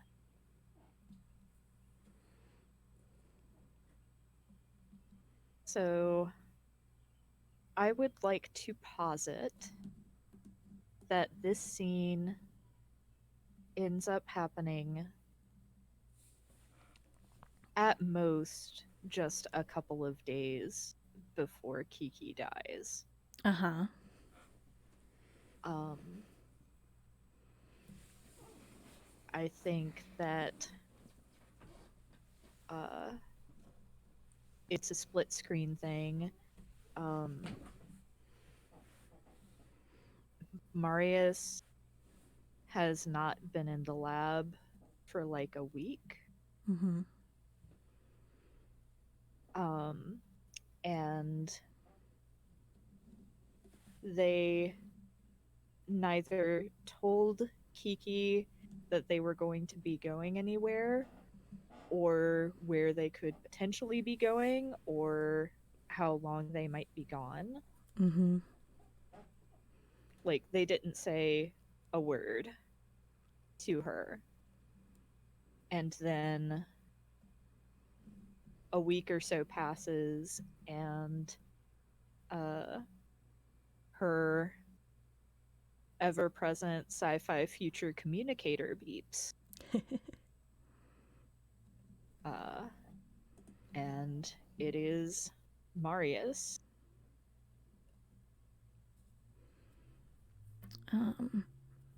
I think over the course of that period, we see Kiki alternately like poring over the books or like doing whatever last task Marius gave her before they left. And that's interspersed with just like a lot of pacing. And like rifling through their papers, and there's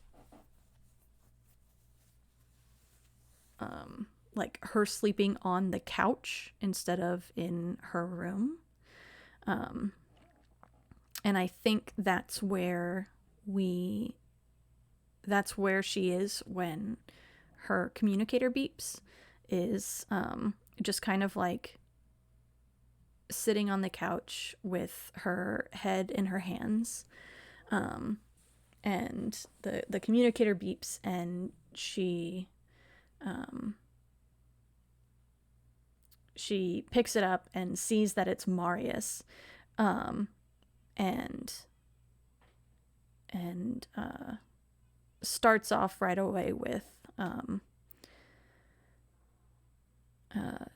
something along the lines of, Marius, where are you? Are you okay? Do you need me to come get you? What's going on?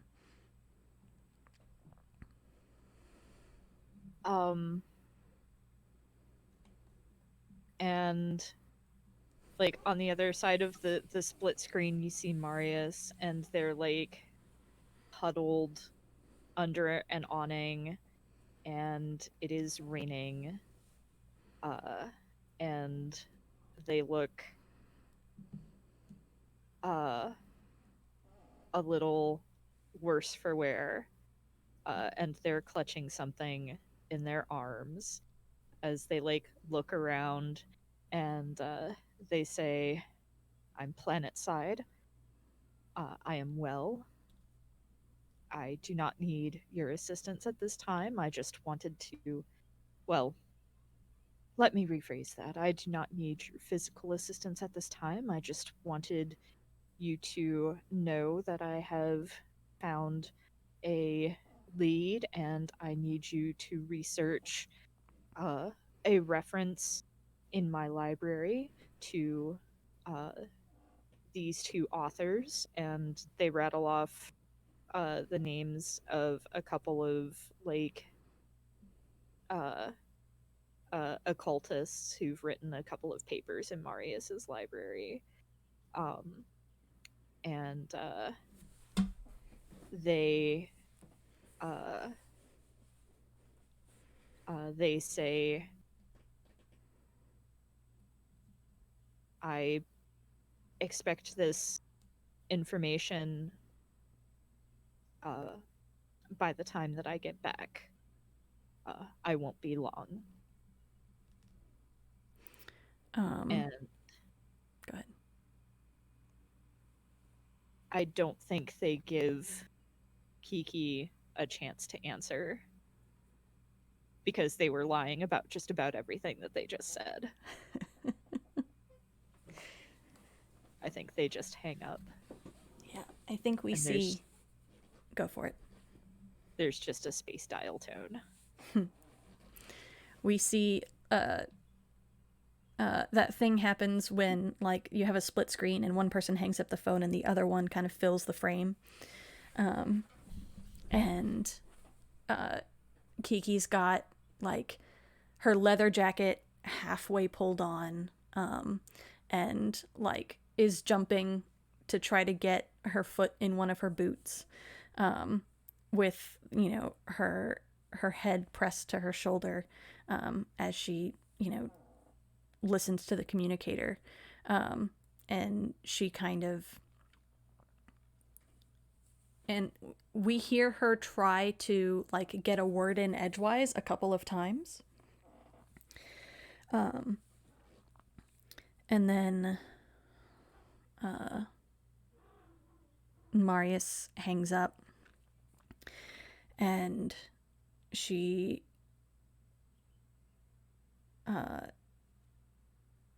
finally gets her boot on, and pulls the phone away from her shoulder and stares at it, and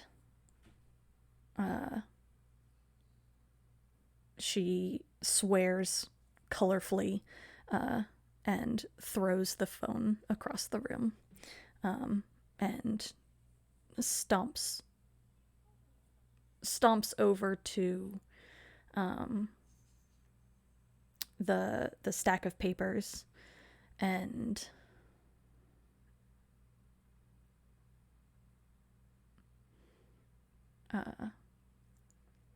starts rifling through them.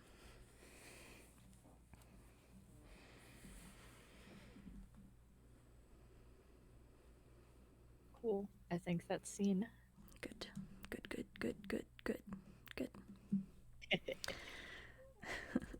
All right. Last set for this round. Repeat again, but this scene must foreshadow your motivation in the central conflict. So, as a reminder, Marius's motivation is to bring their dead friend back to life, and Kiki's motivation is to kill her friend. So, you know, just good things. Yeah, it's fine. Yeah. 9. Your friend defended you against someone. And I drew 6, which is your friend helped you with a problem.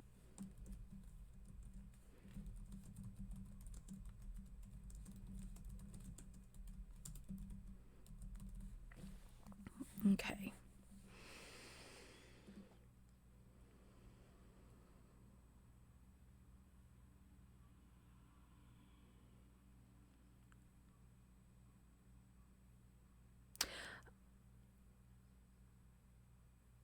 I know what this is.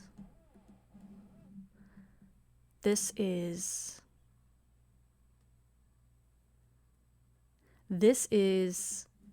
Kiki bringing Tessa to the lab.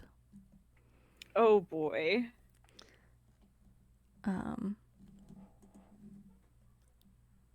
And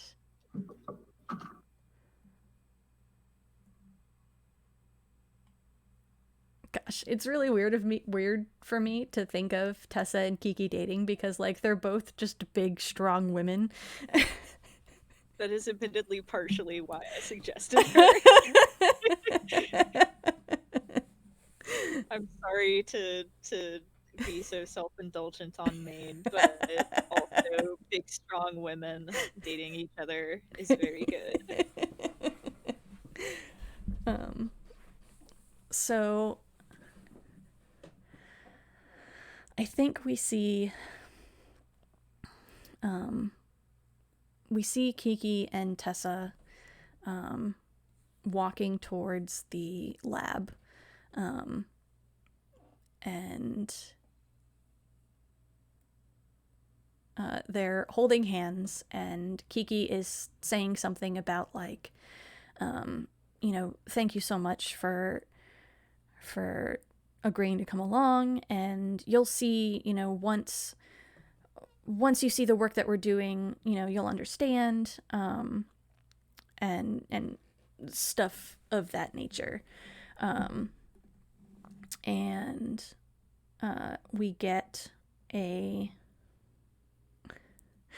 we get a like a brief kind of view of Kiki introducing Tessa to Marius officially. And how does Marius act at first? I mean, probably the same way that they always act at first, which is aloof and uh, kind of like they're firmly of the opinion that uh, they are the person in the room who knows the most. Um, so, um,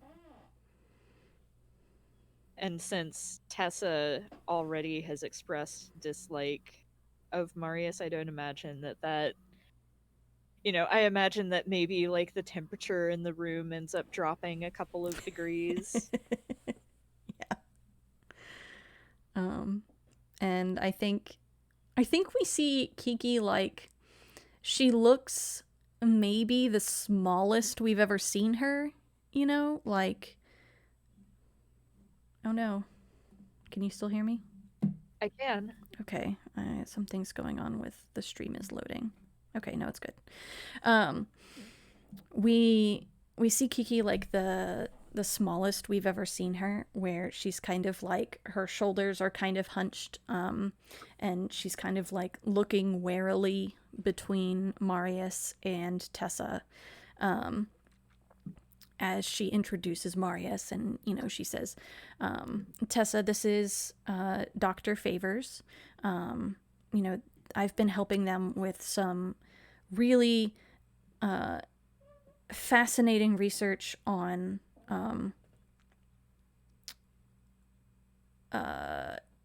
interdimensional portals and wormholes, and uh,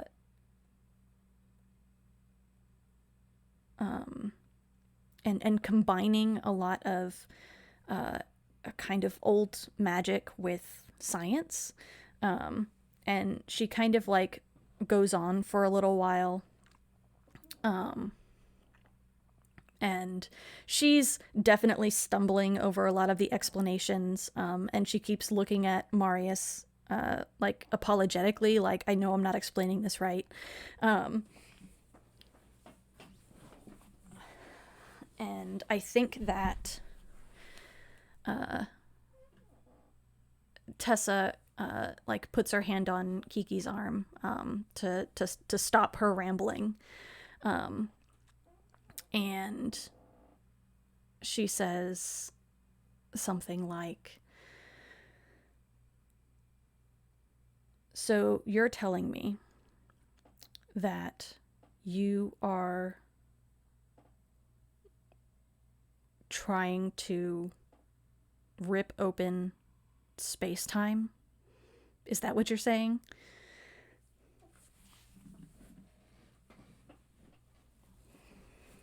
Oh man.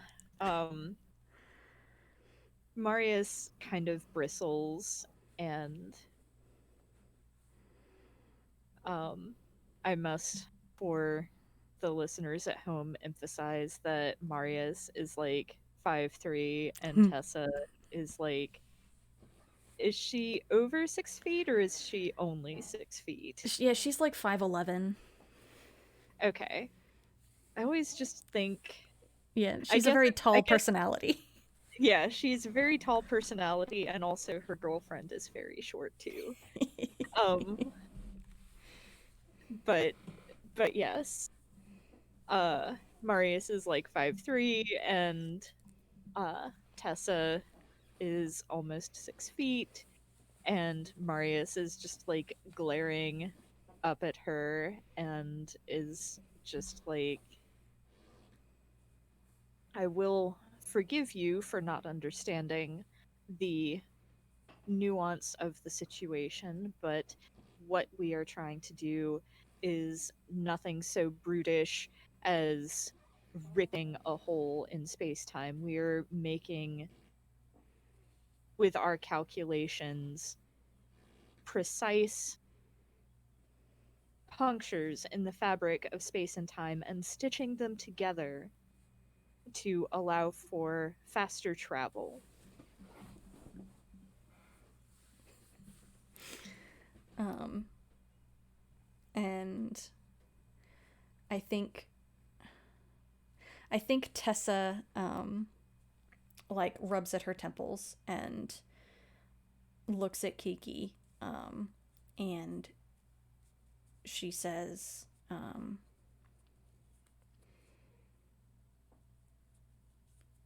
I can't believe you would go along with this. You have no idea how dangerous this could be. And um and like I can't, I don't think I could even begin to explain to you how foolish this whole thing is. Um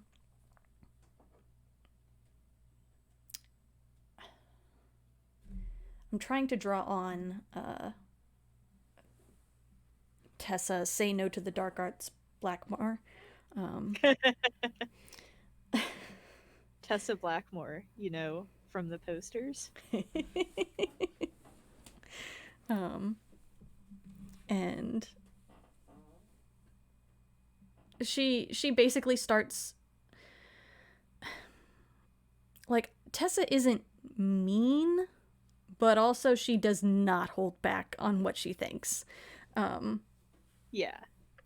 and so she basically starts laying into Kiki about like how she could possibly like work for Marius, or go along with this research, or you know uh agree to do whatever Marius says, essentially, and so on and so forth. Yeah, Marius, like, they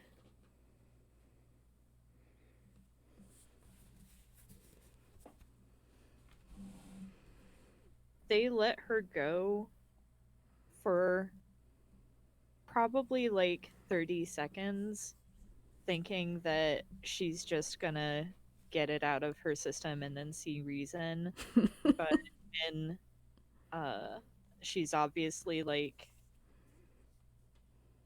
not uh uh not in their eyes going to see reason when they think that she's obviously just getting herself wound up.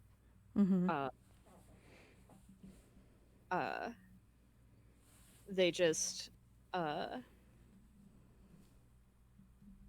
they just say, if you can't respect our work, then you don't need to be here. What we are doing requires precision calculations, countless hours of research.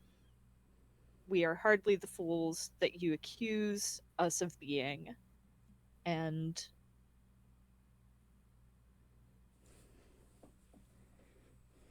trying to think of how they would phrase this.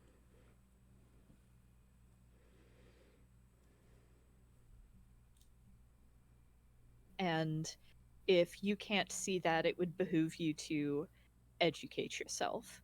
Just do that somewhere else and not here. I think that Tessa gets a look on her face that anyone who is familiar with Tessa would recognize it as the "I'm going to hit you" face. And I think that she tries to hit Marius, but Kiki I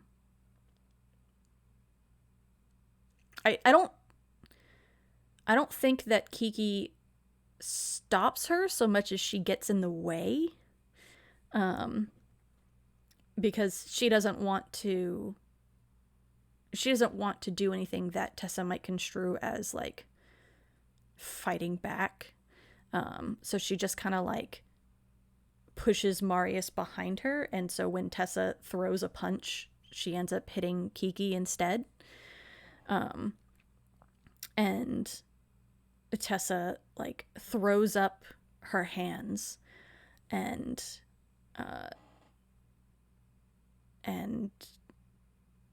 turns on her heel and starts to stalk off, and she pauses at the threshold and looks over her shoulder and says,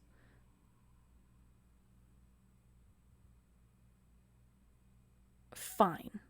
But when some frothing terror comes out of whatever hole you rip, don't come crying to me." And she leaves.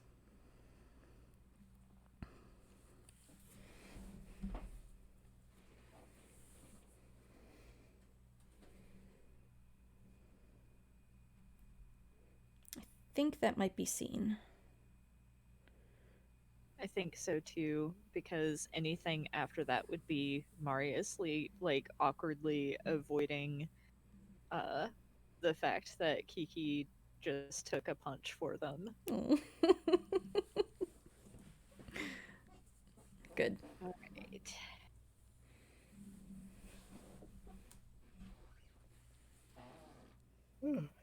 Excuse me. All right, my scene is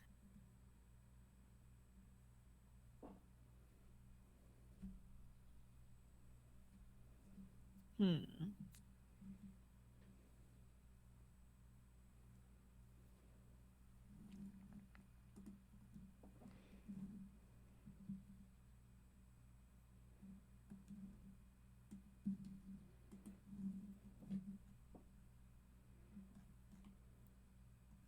I think I I think that this is a scene that happens like relatively early in uh their working relationship. Mm-hmm. Um because this is your friend helped you with a problem. And I mean, yeah, like she's been employed as a lab assistant. So theoretically, she should be helping, that's her job. Mm-hmm. But I think this is probably a quote unquote night uh where I'm not even necessarily sure that this needs to be a whole scene, honestly. Mm-hmm. Like I really think it's just like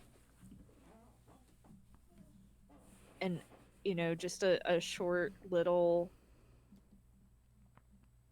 instance where like Marius like sent Kiki home and then worked through the night and has scribbled a bunch of stuff on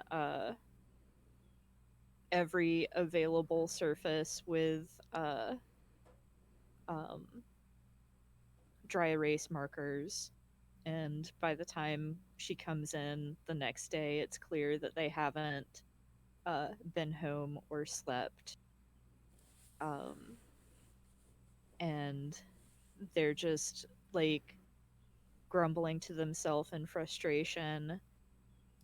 And she's just able to take a look at what's going on, and something catches her eye, and she just ends up pointing something out to them that they had completely missed. Mm-hmm. Because like they'd been so laser focused on the wrong thing, and because she had like a fresh perspective, she was just able to immediately see something that stood out. You know how like archaeologists will dig up these weird things, well, quote unquote weird things, and be like, oh, I guess it's a mysterious religious object, and Yeah. then a craft person will be like, yo, we still use these today, what's your problem? Yeah. Like that. Excellent. I like that. I think it's just that sort of thing, like the first time that they realized that they needed her perspective to make this work. Mm-hmm. All right. These memories provoke a jolt of emotion so strong that you momentarily forget you are dead. Describe the emotion. I think we see Kiki in that weird space that probably isn't actually space. And I think that flickering is happening maybe more frequently. And I think one of the flickers, she sees Marius in front of the ritual circle. And that combined with all of these memories, you know, when you look at someone and they're doing something, and you're just like overcome with how fond you are of that person, not even in necessarily a romantic way, but just in a like, I really like this person. I think that kind of wells up inside her, and she tries to take a step forward to like probably hug Marius, even if they wouldn't like it. And then she's back in the space that isn't space.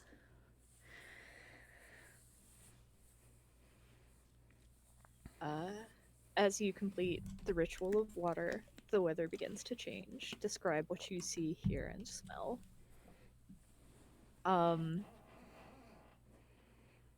Well, there's not any weather on the space station, but that doesn't stop Marius from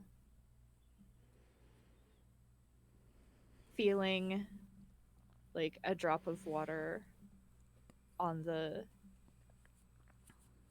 back of their hand. And at first they're like, oh god, am I doing that cliche where you don't realize you're crying, so they reach up to like wipe at their eyes, but their eyes are dry. Mm-hmm. And there's like they're in an interior room, so there's no like portholes or anything, but there's still just like the periodic, like every couple of seconds it sounds like a splatter of a raindrop on a window, Hmm. and there's the overwhelming smell of petrichor. Nice. Nice, nice, nice. And that is what they sense after they complete the ritual.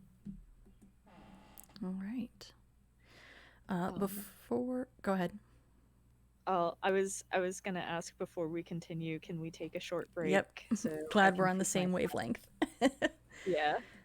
Let's take 5-10 minutes. I'm good with 5 if you're good with 5. Okay, let's do 5 minutes. Be back at 8:35. Sounds good. All right. Be right back.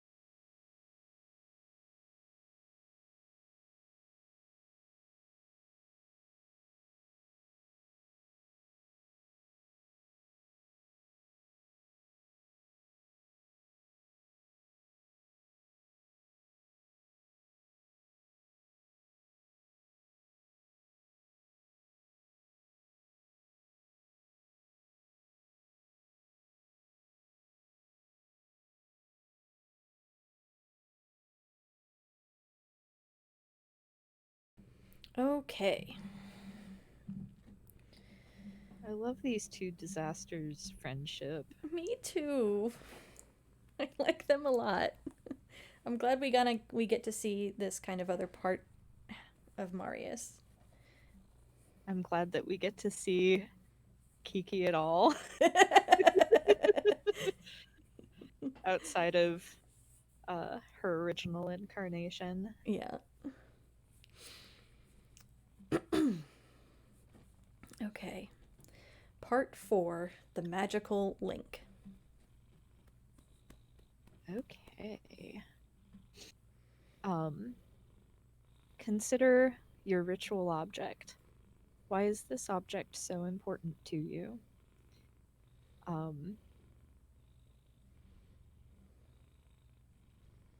I mean, as cliche as it is, like,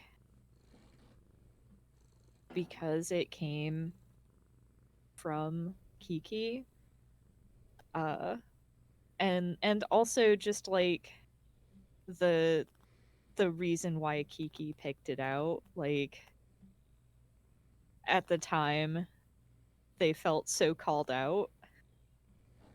Mm-hmm. Uh, but um, now that they've been friends for a while, like, and now that Kiki's gone, they're just it's come to mean more than it did originally. Mm-hmm.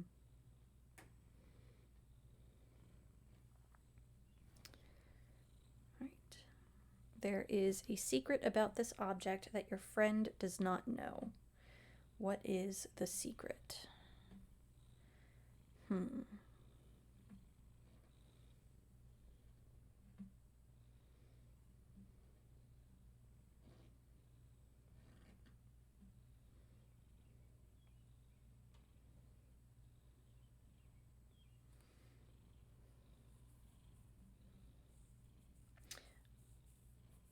I think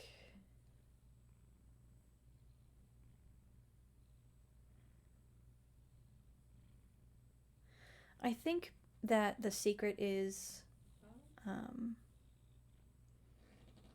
that it wasn't just, Kiki smuggled it on board. I think it was like she really went out of her way in order to get it. Um, like she had to track it down uh, in some place that wasn't on the space station, and had to like call in some favors so that she could bring it on board. Um, and like she must have she must have given it to them on their birthday. Um, and so like when she gave them the gift, um, she basically said something along the lines of like, yeah, I ordered this and I thought you might enjoy it, um, since uh, you know since you're such a stuffy old academic. um, but she didn't go into the all of the things that she had to do to get it. um, yeah. I have a question. Yeah. Uh, did how did she find out when Marius's birthday was? I I think she called in a favor to get someone to hack like the space station records. Oh my god.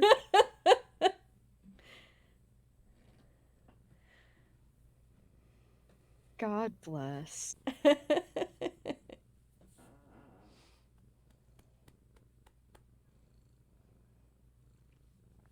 Cool. All Shall we move on to the ritual of fire? Yeah, part 5. How does Marius invoke fire?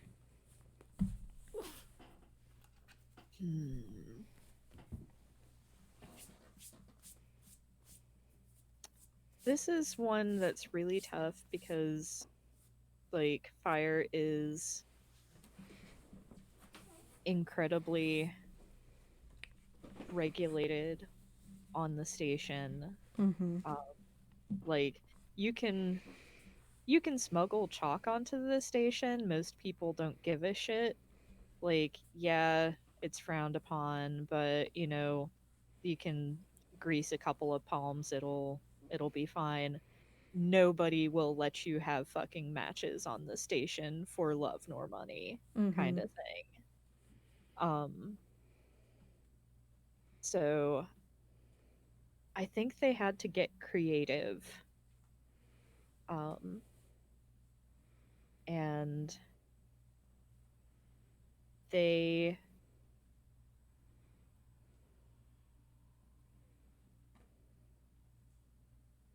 uh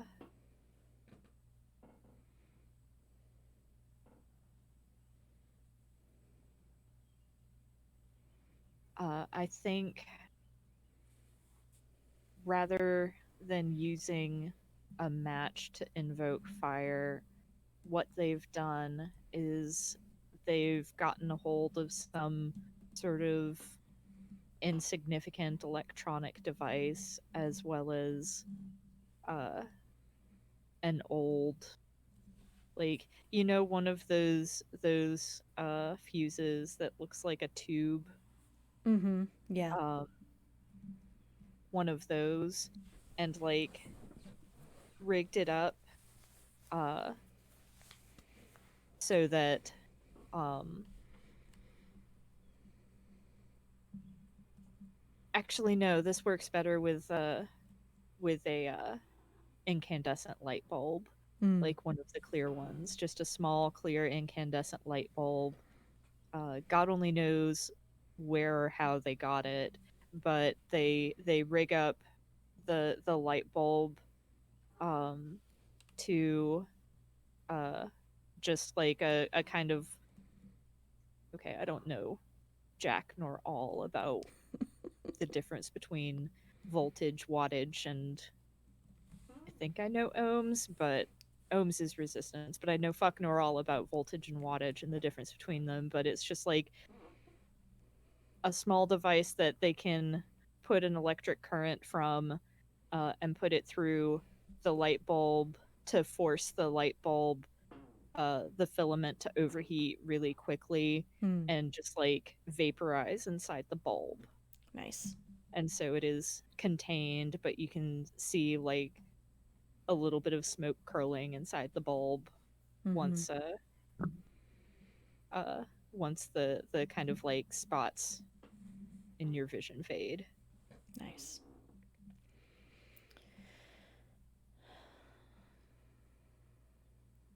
All right. Now I need to make some decisions. um. You sure do.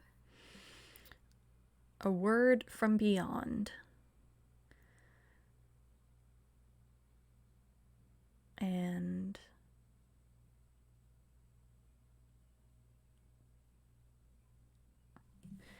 I think that this time what Marius hears is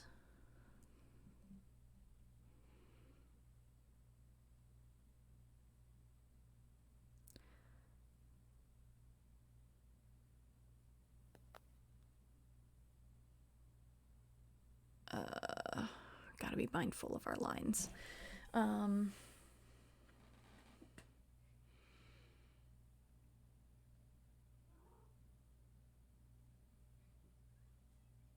Is like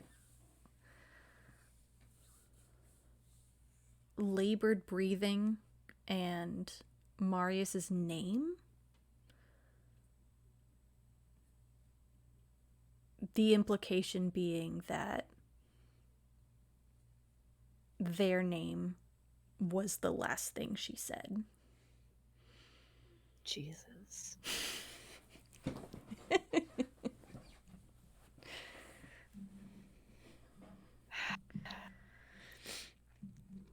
All right, separate out the wands.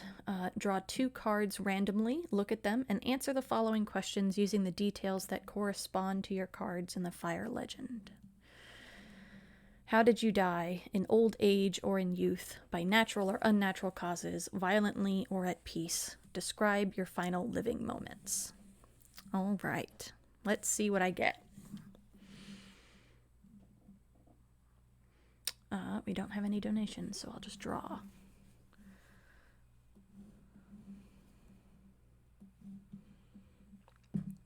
All right, I have the 8 of Wands and the Ace of Wands. 8 is an oppressive force, and Ace is a noble decision. Fuck. Oh boy. I was sitting here thinking, like, man, what am I gonna do if I get a wedding? But no.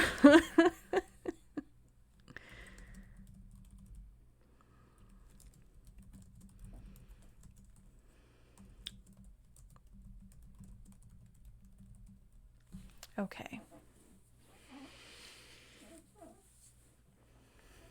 I'll go ahead and draw yours too so that you can. Because I cannot. Right. Because Roll20 is a fuck. Yeah, I don't know why it won't. Okay. So I think that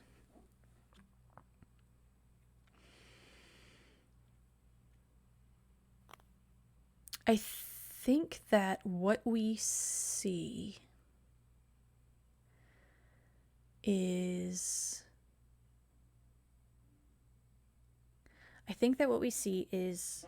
Kiki in the lab. And we see Marius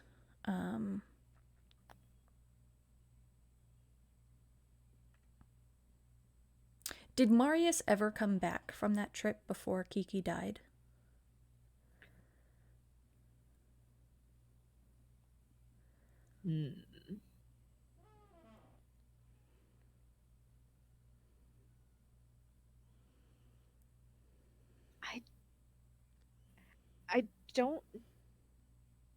I don't know.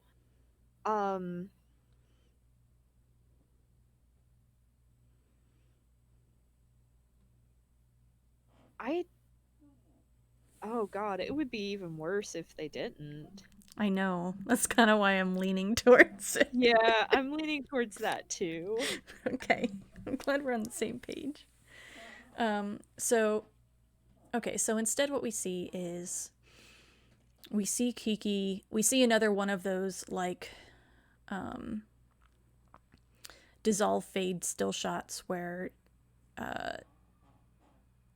Kiki's poring over the papers. She's pacing through the lab. Then she's writing some calculations on a whiteboard. Then she's sitting on the couch and staring at the communicator that she threw across the room. And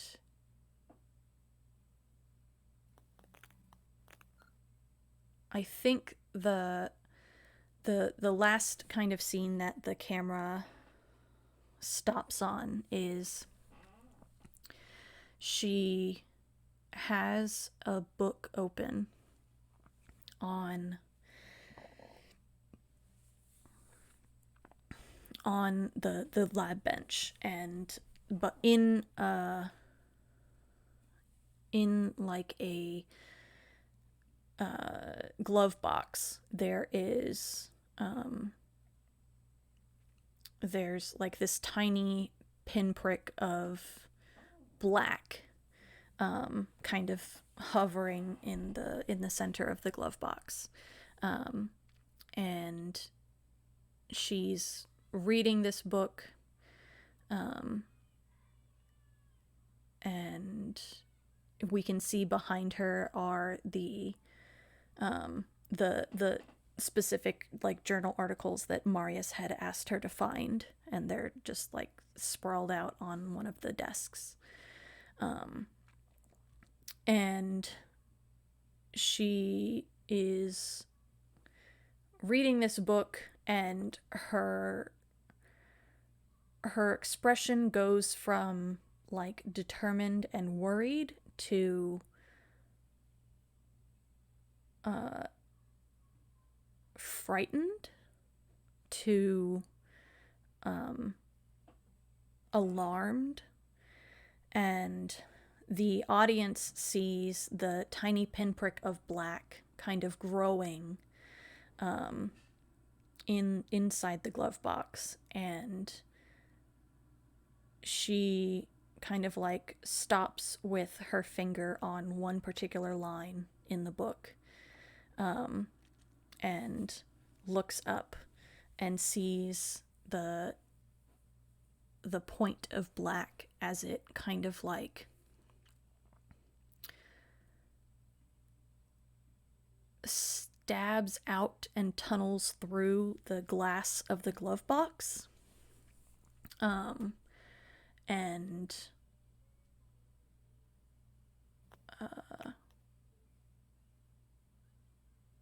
like hits her and soaks into her skin. And she starts like a lot of terrible like internal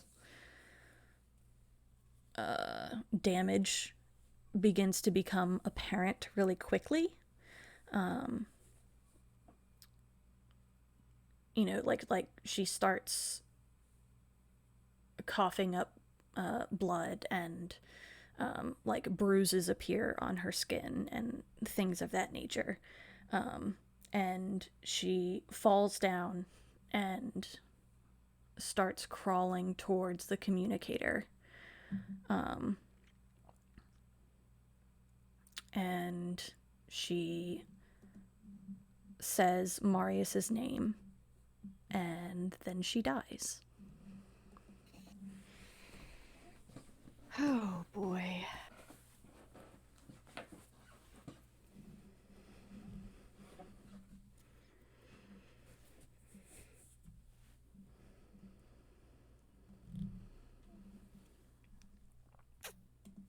Oh boy. Clearly, this is nothing bad at all. Clearly. Yes.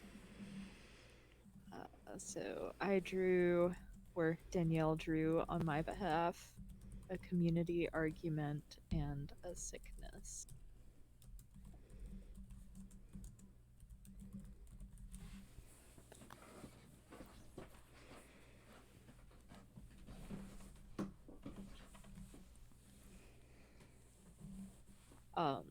So yes, draw 2 cards randomly, look at them, and answer the following questions using the details that correspond to your cards in the fire legend. Describe the events of the day your friend died. Did you witness the death or hear about it secondhand? How did you feel, and what did you do?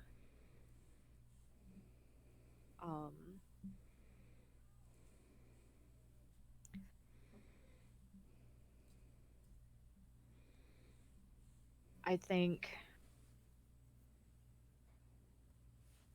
Marius managed to make it back to the station relatively unscathed, all things considered. And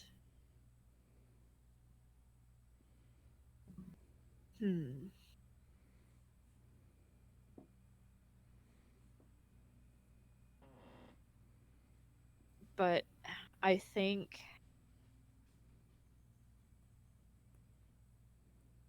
something, maybe something happened on the shuttle that they were on, coming back to the station, and they end up uh like the shuttle uh gets stuck in the dock because of some sort of like quarantine procedures. Like they, Mm-hmm. the scanners find, the space equivalent uh of a weevil combined with a tribble, and like the entire thing has to be deloused, but it takes several days for this to happen. And during this time, like they uh don't have access to like uh their electronics, um and so they don't have access to their communicator, um and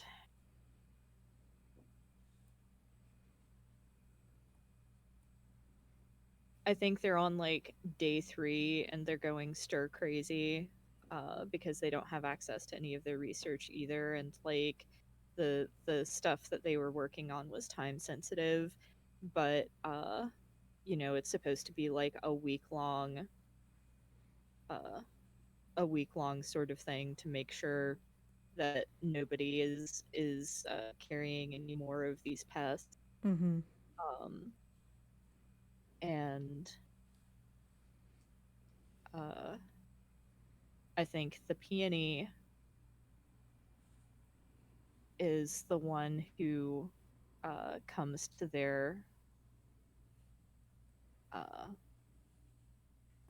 to their room, Mm-hmm. and at first they're a little worried because you know we were worried that the peony would put a stop to everything, but like they can see that she just looks kind of sad, uh, and in some ways that's worse. And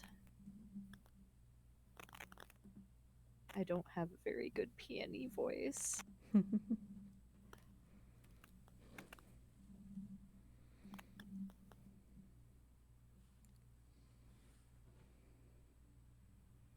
Uh, she says, um, there was some disagreement about whether you should be told now or whether you would be notified when you were released. Or not now, immediately. Mm-hmm. Whether they should be told immediately. Um, Clearly, you can see the decision that was reached. I regret to inform you of the death of your assistant. And it uh the peony keeps talking, but like it's just drowned out by like just sort of like a high pitched whine that overtakes everything, and just like Marius just checks out Mm-hmm. at that point. Um and they eventually the peony stops speaking, and they just kind of nod and thank her, assuming that was what they were expected to do, and they go and they sit down on the far side away from the door. um, and as soon as they're released, uh, they uh, get a hold of the book that they had brought back from Planetside. And even though this wasn't the intention, why they'd gone to get this book, it just so happened that this book had uh the ritual to bring someone back. Mm-hmm. Um and they immediately start researching it. Oh, buddy.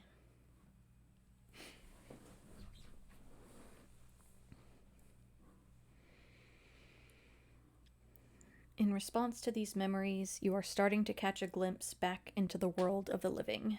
Describe what you see, hear, and smell. I think they. I think that she can smell the petrichor of the rain that isn't. And the. I think what it is that the stars in front of her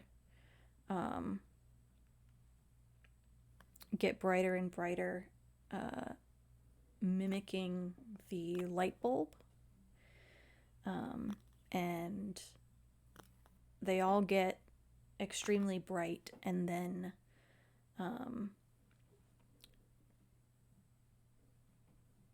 kind of blow out in a sudden, just all of a sudden. And she's left in the dark, and it's like when you experience a flash of light and you have to let your eyes adjust back because you get that after image. Mm-hmm. I think every time she blinks, she can see Marius and the circle and the light bulb on the backs of her eyelids. Yeah.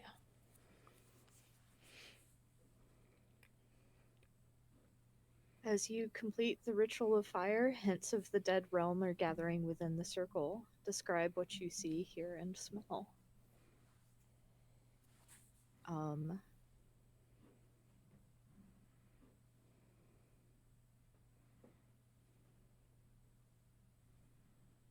I think that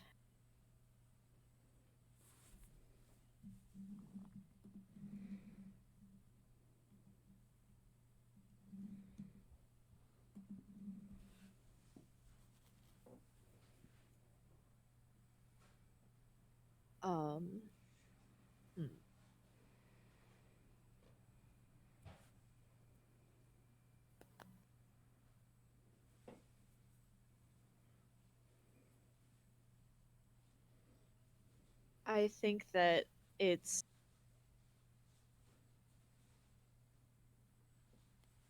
trying to think of how to describe what I'm imagining. Because like at the beginning, you'd said that Kiki was kind of like in a space between, but like it was also in space, right? Mm-hmm.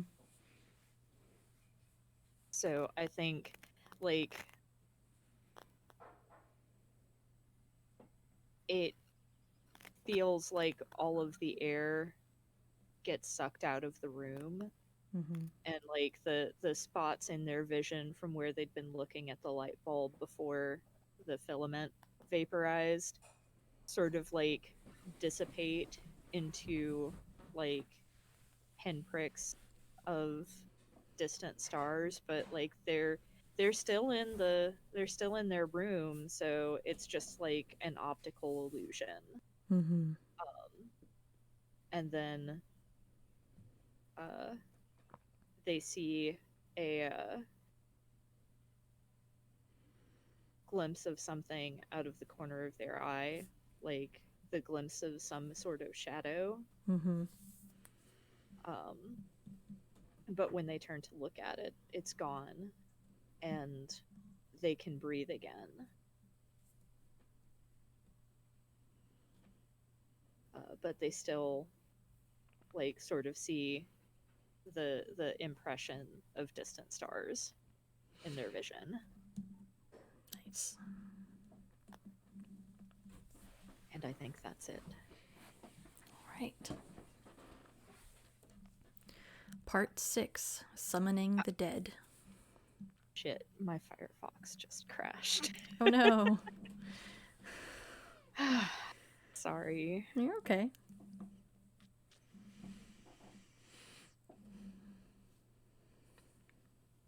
Oh. Told me it crashed, and then I clicked OK, and it's still here. So I don't know what that actually means. But anyway, sorry. Let's continue.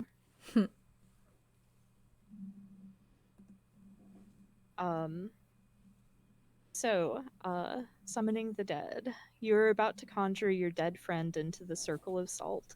Set the scene for this act of magic by answering the following questions. How much time has passed since your friend died?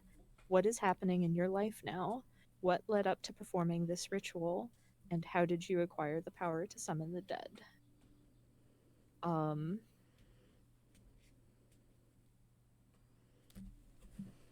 I want to say this is probably like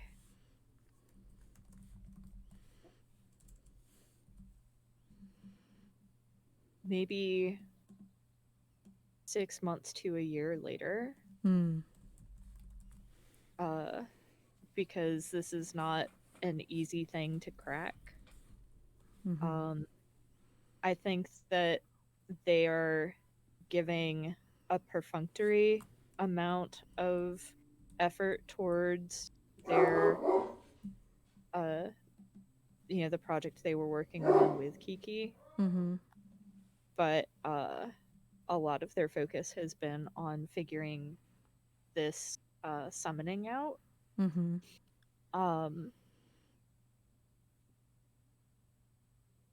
Their life is probably in shambles because if you thought that they didn't sleep much before, wait till you get a load of them now.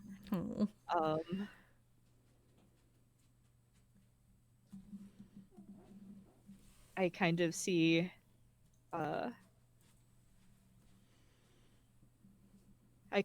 them like withdrawing from most of the people who think, if not fondly of them, then at least not unkindly of them. And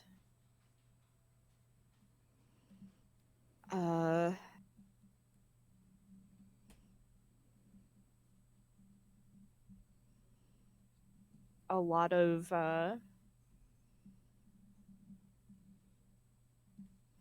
what led up to performing the ritual was a lot of study and calculations and trying to figure out what, because like their idea of how like metaphysical stuff, metaphysical workings should be, is that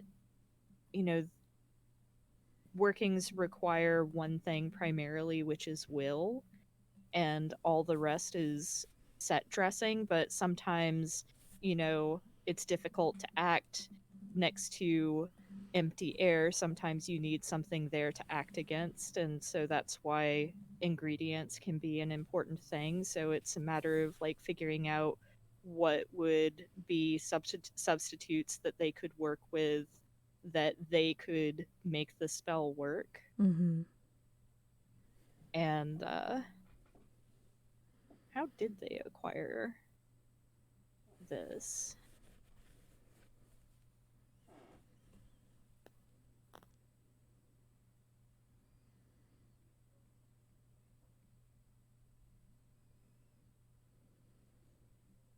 I think they just like flat out stole this from some sort of collector who had connections to organized crime.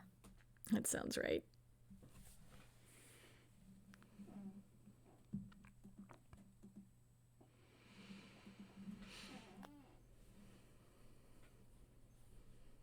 Um, yeah, yeah. That I think that's it. Nice. And now I repeat uh, this magical formula 3 times, and I'm just going to. I don't. I don't know. Like Marius would totally say her full name, but Dora does not think that, or but August does not think that they could actually do that. Mm-hmm. Let's correct you on your own name. I don't know if y'all can hear Anya. Um, but yeah. Uh, so I am going to say Kiki, but just imagine that Marius is saying her full name. Mm-hmm. Beloved Kiki, thou who perished by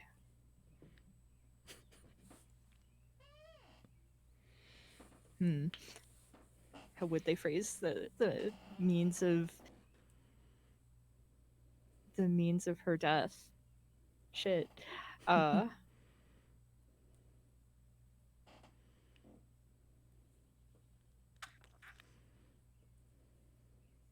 I was thinking of the other stuff so hard that I didn't think Yeah. of how they would phrase this. Uh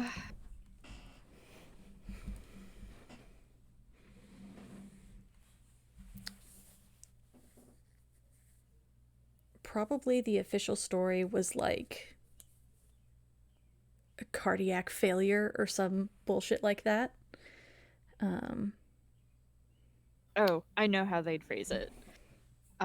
Beloved Kiki, thou who perished by means most foul, through this chalk I conjure thee. Beloved Kiki, thou who perished by means most foul, through this chalk I conjure thee.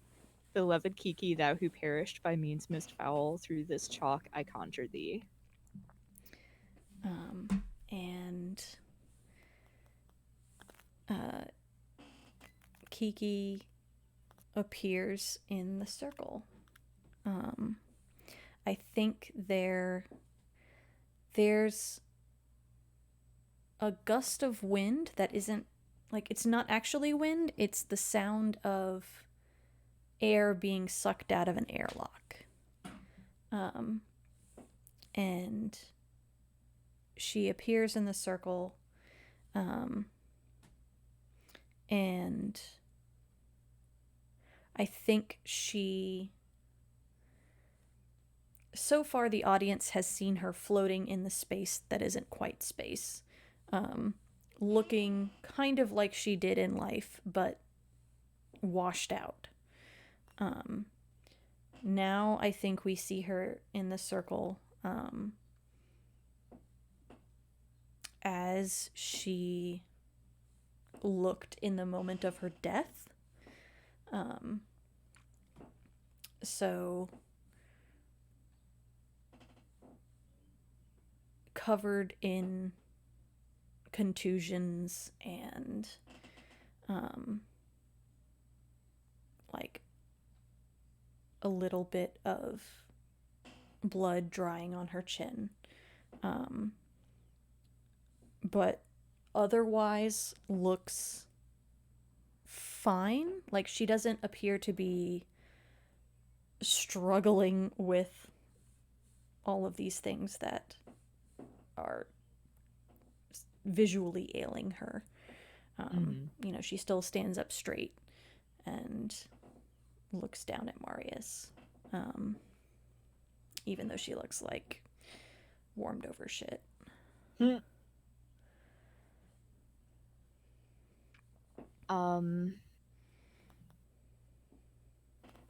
Marius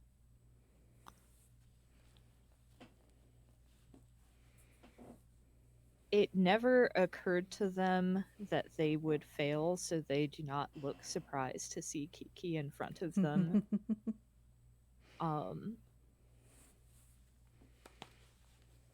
But that not in the typical like they're so self-absorbed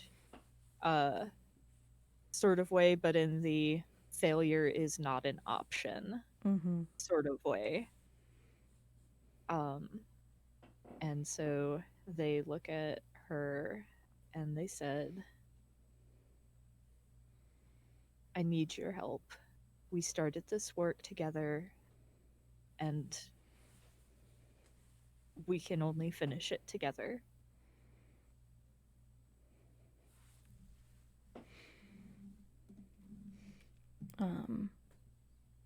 Kiki looks down at them, and I think Marius sees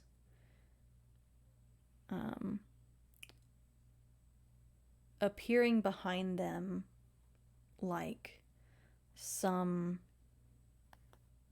terrible moon over the horizon. This writhing black mass with just a million kind of oily. They probably look like tentacles or appendages or something, but really it's just like these.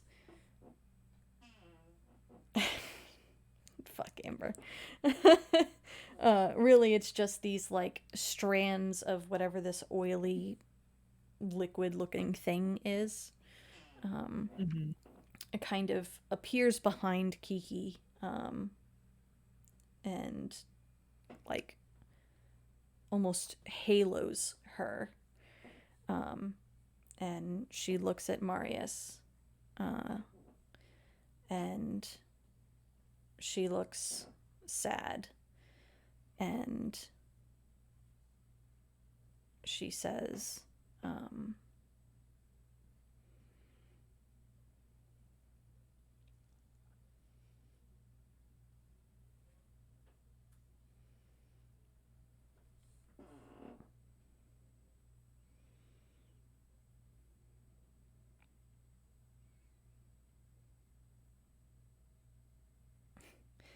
Tessa was right.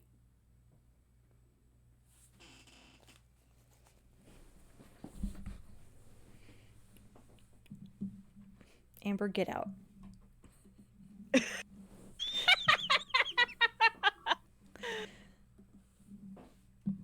Amber in the chat says, hentai desu. All right.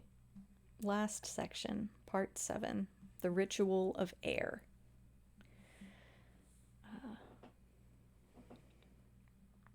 All right, I do want to actually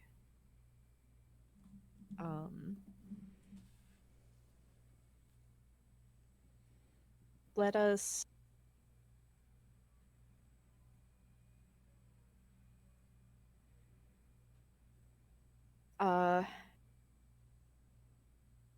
say your word from beyond. And then we will describe what the air legend is, and then we will remind folks of our donation incentives and give them some opportunities to potentially load us up.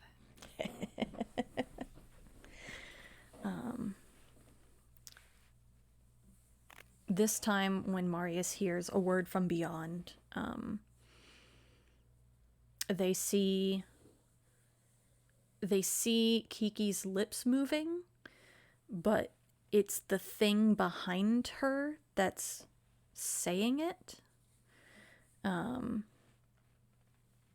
And it says ruin.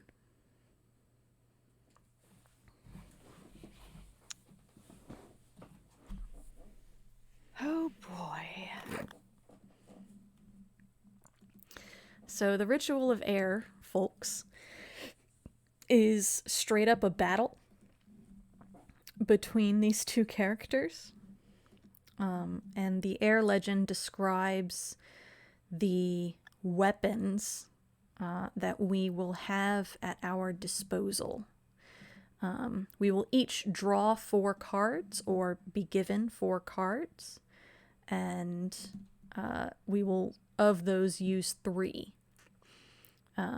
So if you would like to donate to influence the tide of this battle, now is your chance to do it.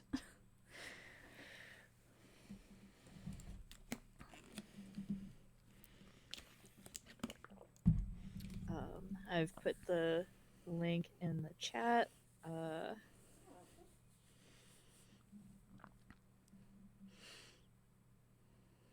We'll give a minute and a half or so.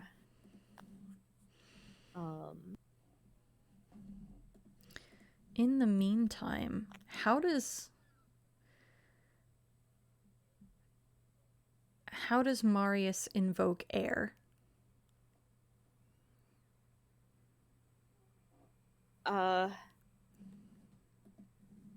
I don't think Marius invokes air yet. I know that this is supposed to be the Ritual of Air, but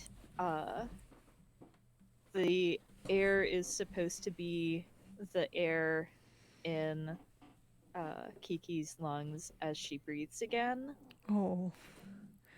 So we'll see whether they actually invoke air or not.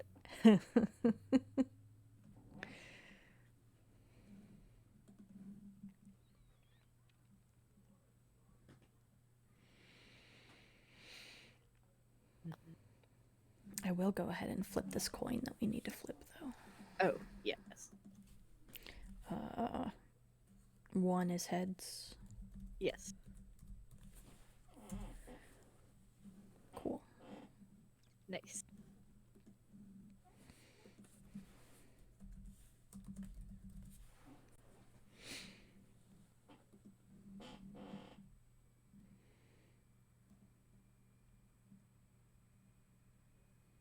Okay. I think that we should draw these into our hands. Yeah, that's probably a good idea. So, and then just explain them as we play them. Yeah. So, 4 each.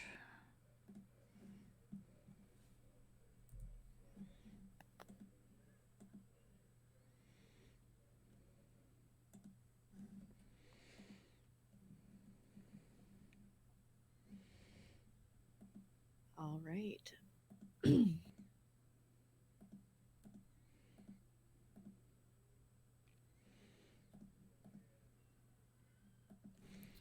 Let me see what I got here.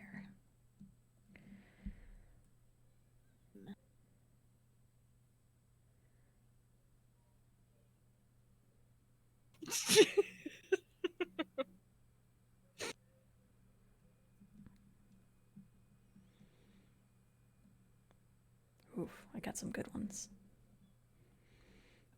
Let's see.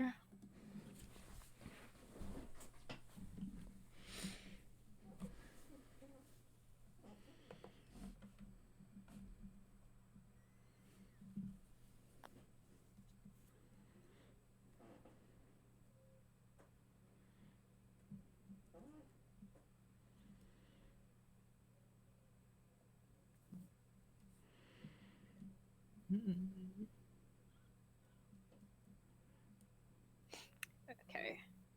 Yeah. All right. So, randomly draw 4 cards each, but you will only use 3 of them. These correspond to the weapons in the air legend that are available to use in battle. Each weapon card has a literal meaning and an abstract meaning. You may choose which you prefer to use when you play the card.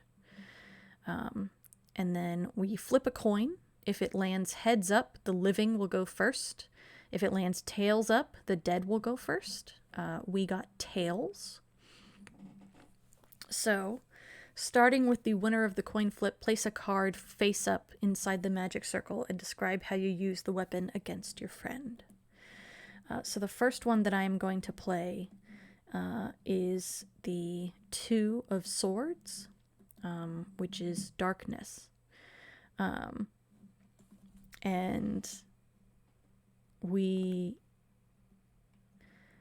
Kiki spreads her arms and all of the lights in the room go out. And they were already fairly low, but now Marius is in total darkness, and they can hear Kiki moving around, but they can't see her.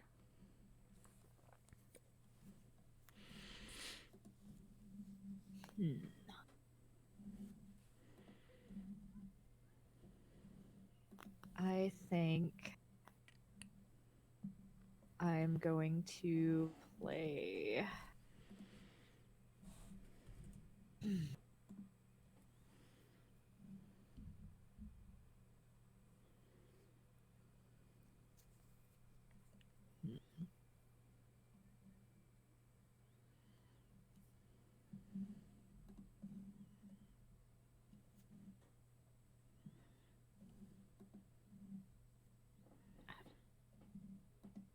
I think I'm going to play 10, which is community allies or solidarity. I think that at some point the peony took pity on them and made them like a little charm that was supposed to help them sleep. And that charm like sort of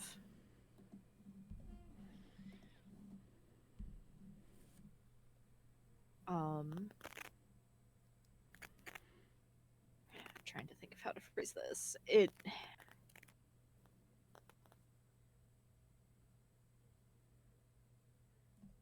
It sort of flares like the bulb did, like burning away the shadows, and it goes even beyond that, and where Kiki feels the light touch her quote-unquote skin, it feels warmed as if by the sun.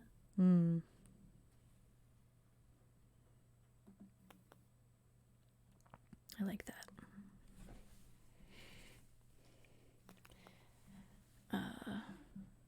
I'm going to play the page, which is a shield, or what your friend does not know. And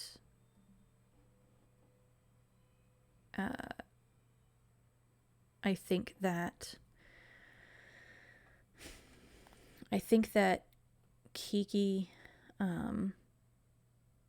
is lit up by Marius's charm, and she begins to move towards them when they realize that the thing is no longer behind her.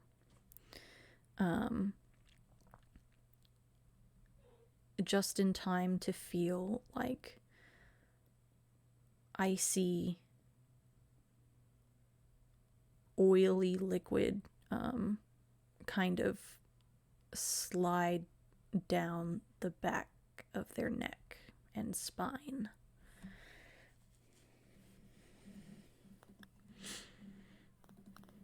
Gross.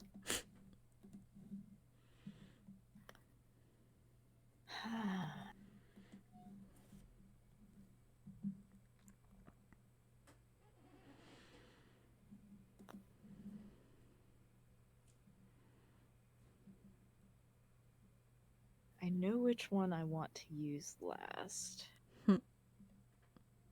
So I think I'm going to play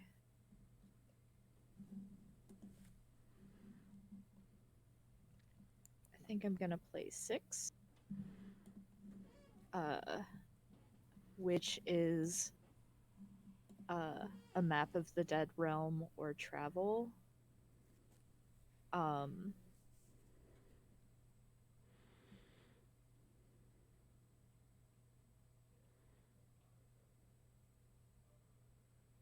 I think that Marius like reaches up to the back of their neck to wipe away whatever is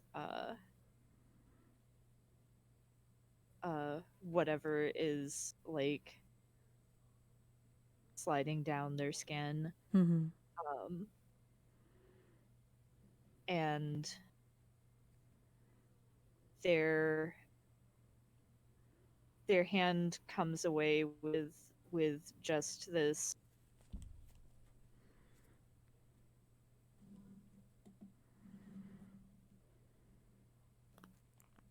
ichor that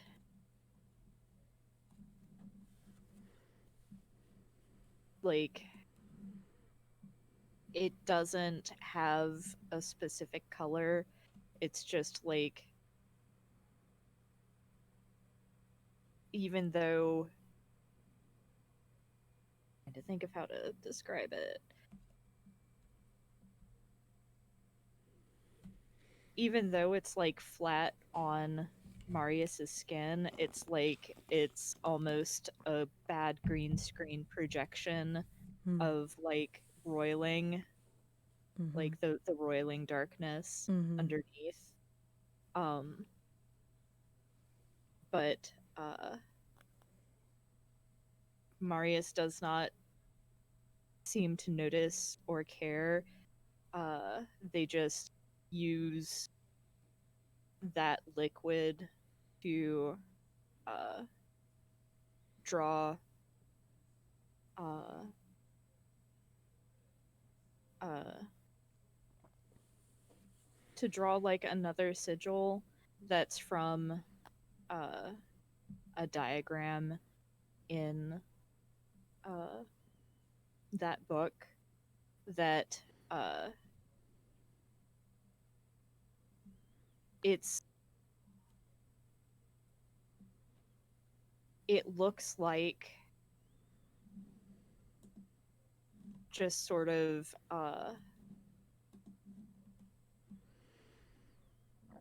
it looks like almost, you know, like that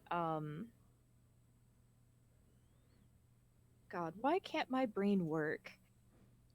You know that like labyrinth that you're supposed to uh like walk, and it takes you kind of like on a spiraling course inward, and it's about like meditation and centering yourself and grounding yourself. Mm-hmm. It looks almost like that.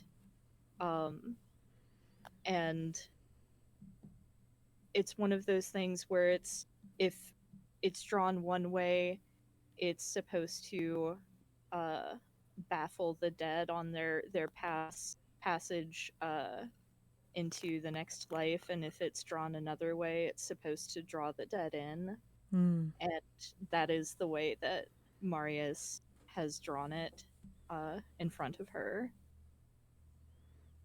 To trap her? It's,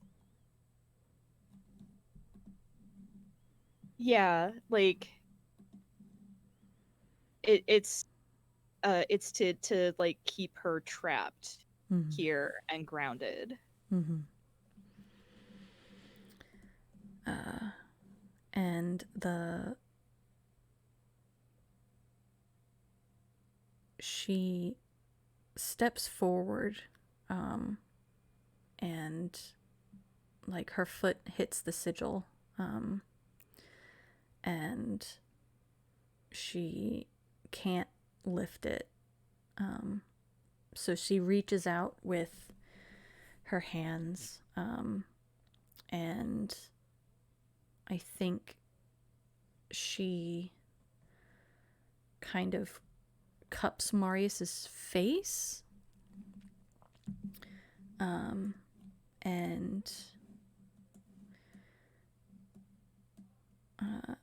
I'm playing the Three of Swords, which is a vial of blood or loyalty. And she looks them in the eye and she says, I can't let it get you two. And she's going to attempt to break their neck. Oh man.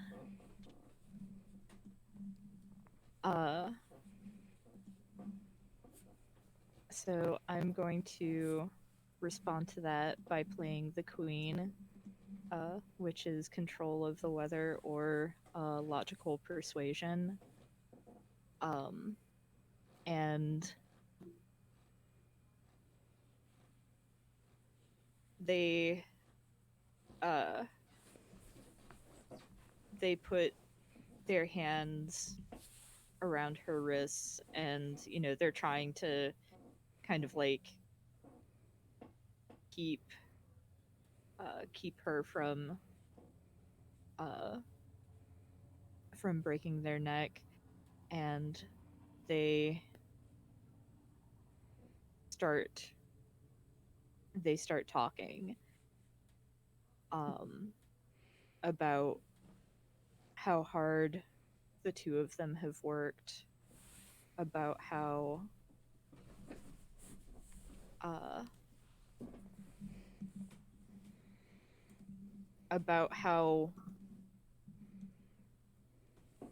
they need her help, and about how with what she knows now, this never has to happen. It doesn't have to be like this. We can fix this.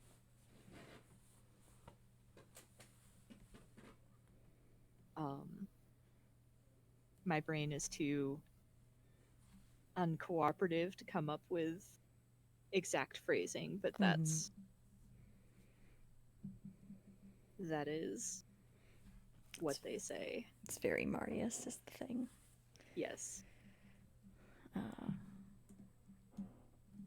So we have each played 3 cards. As players, come to a consensus about who won the battle and how.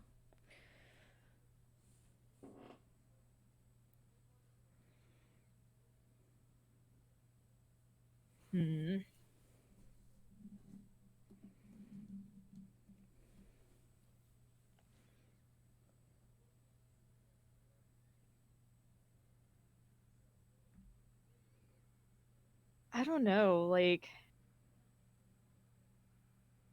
Marius did not come prepared for a spirit battle.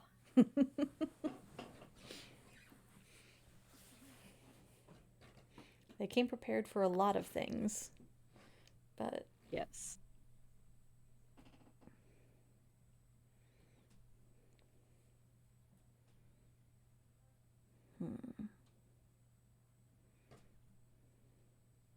So I kind of think it was probably Kiki. Yeah. Like, I'd want to see what would happen if Marius won, but I don't know that they did. Yeah. Yeah. Same. So I think that I mean, I think that Kiki just completes what she was trying to do. Even as Marius continues to talk and try to reason with her, she just kills them. So, the winner. Describe the moment of your victory. How does the central conflict resolve? So I think she lets their body kind of fall from her hands. And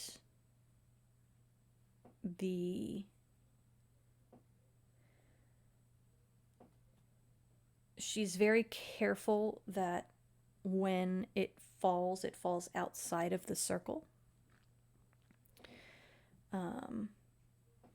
And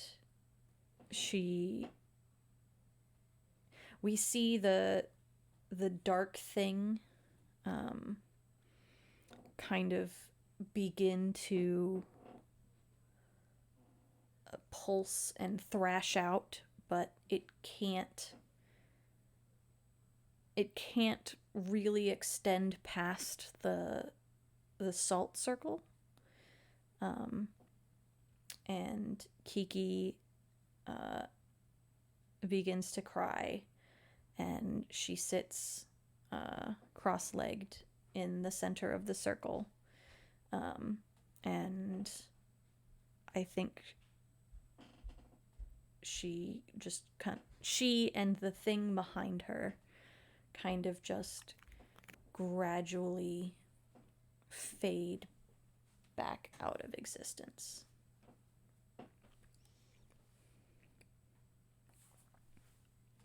Oh boy. The defeated conclude the story with an epilogue. What happens to the two friends next in life or the afterlife?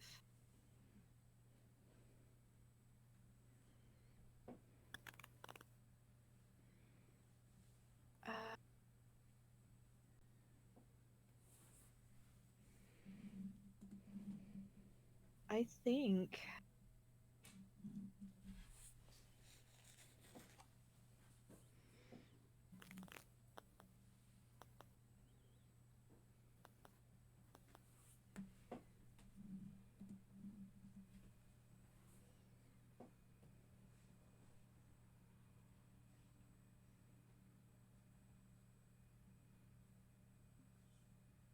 God, I just had a thought. Yes.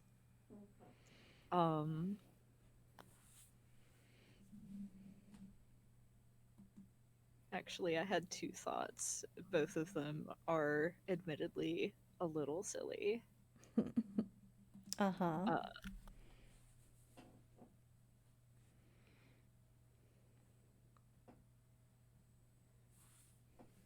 Because we know that the thing took Kiki back.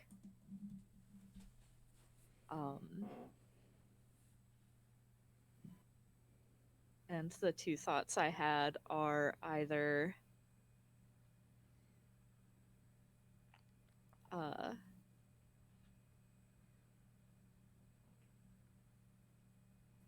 either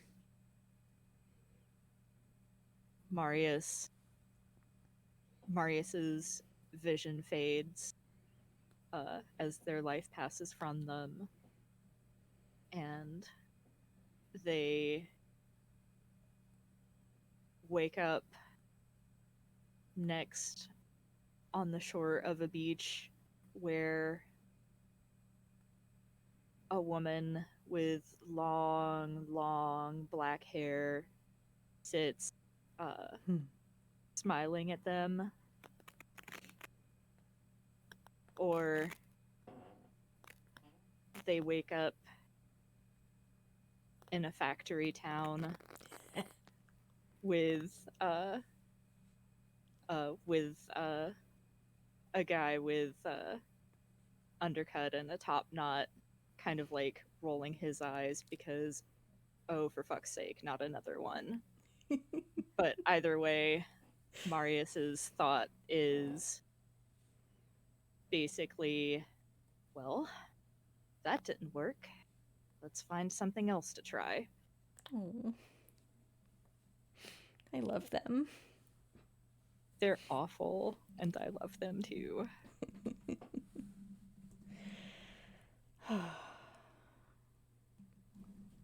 Good game. Yeah. Dang. That was really good. Yeah.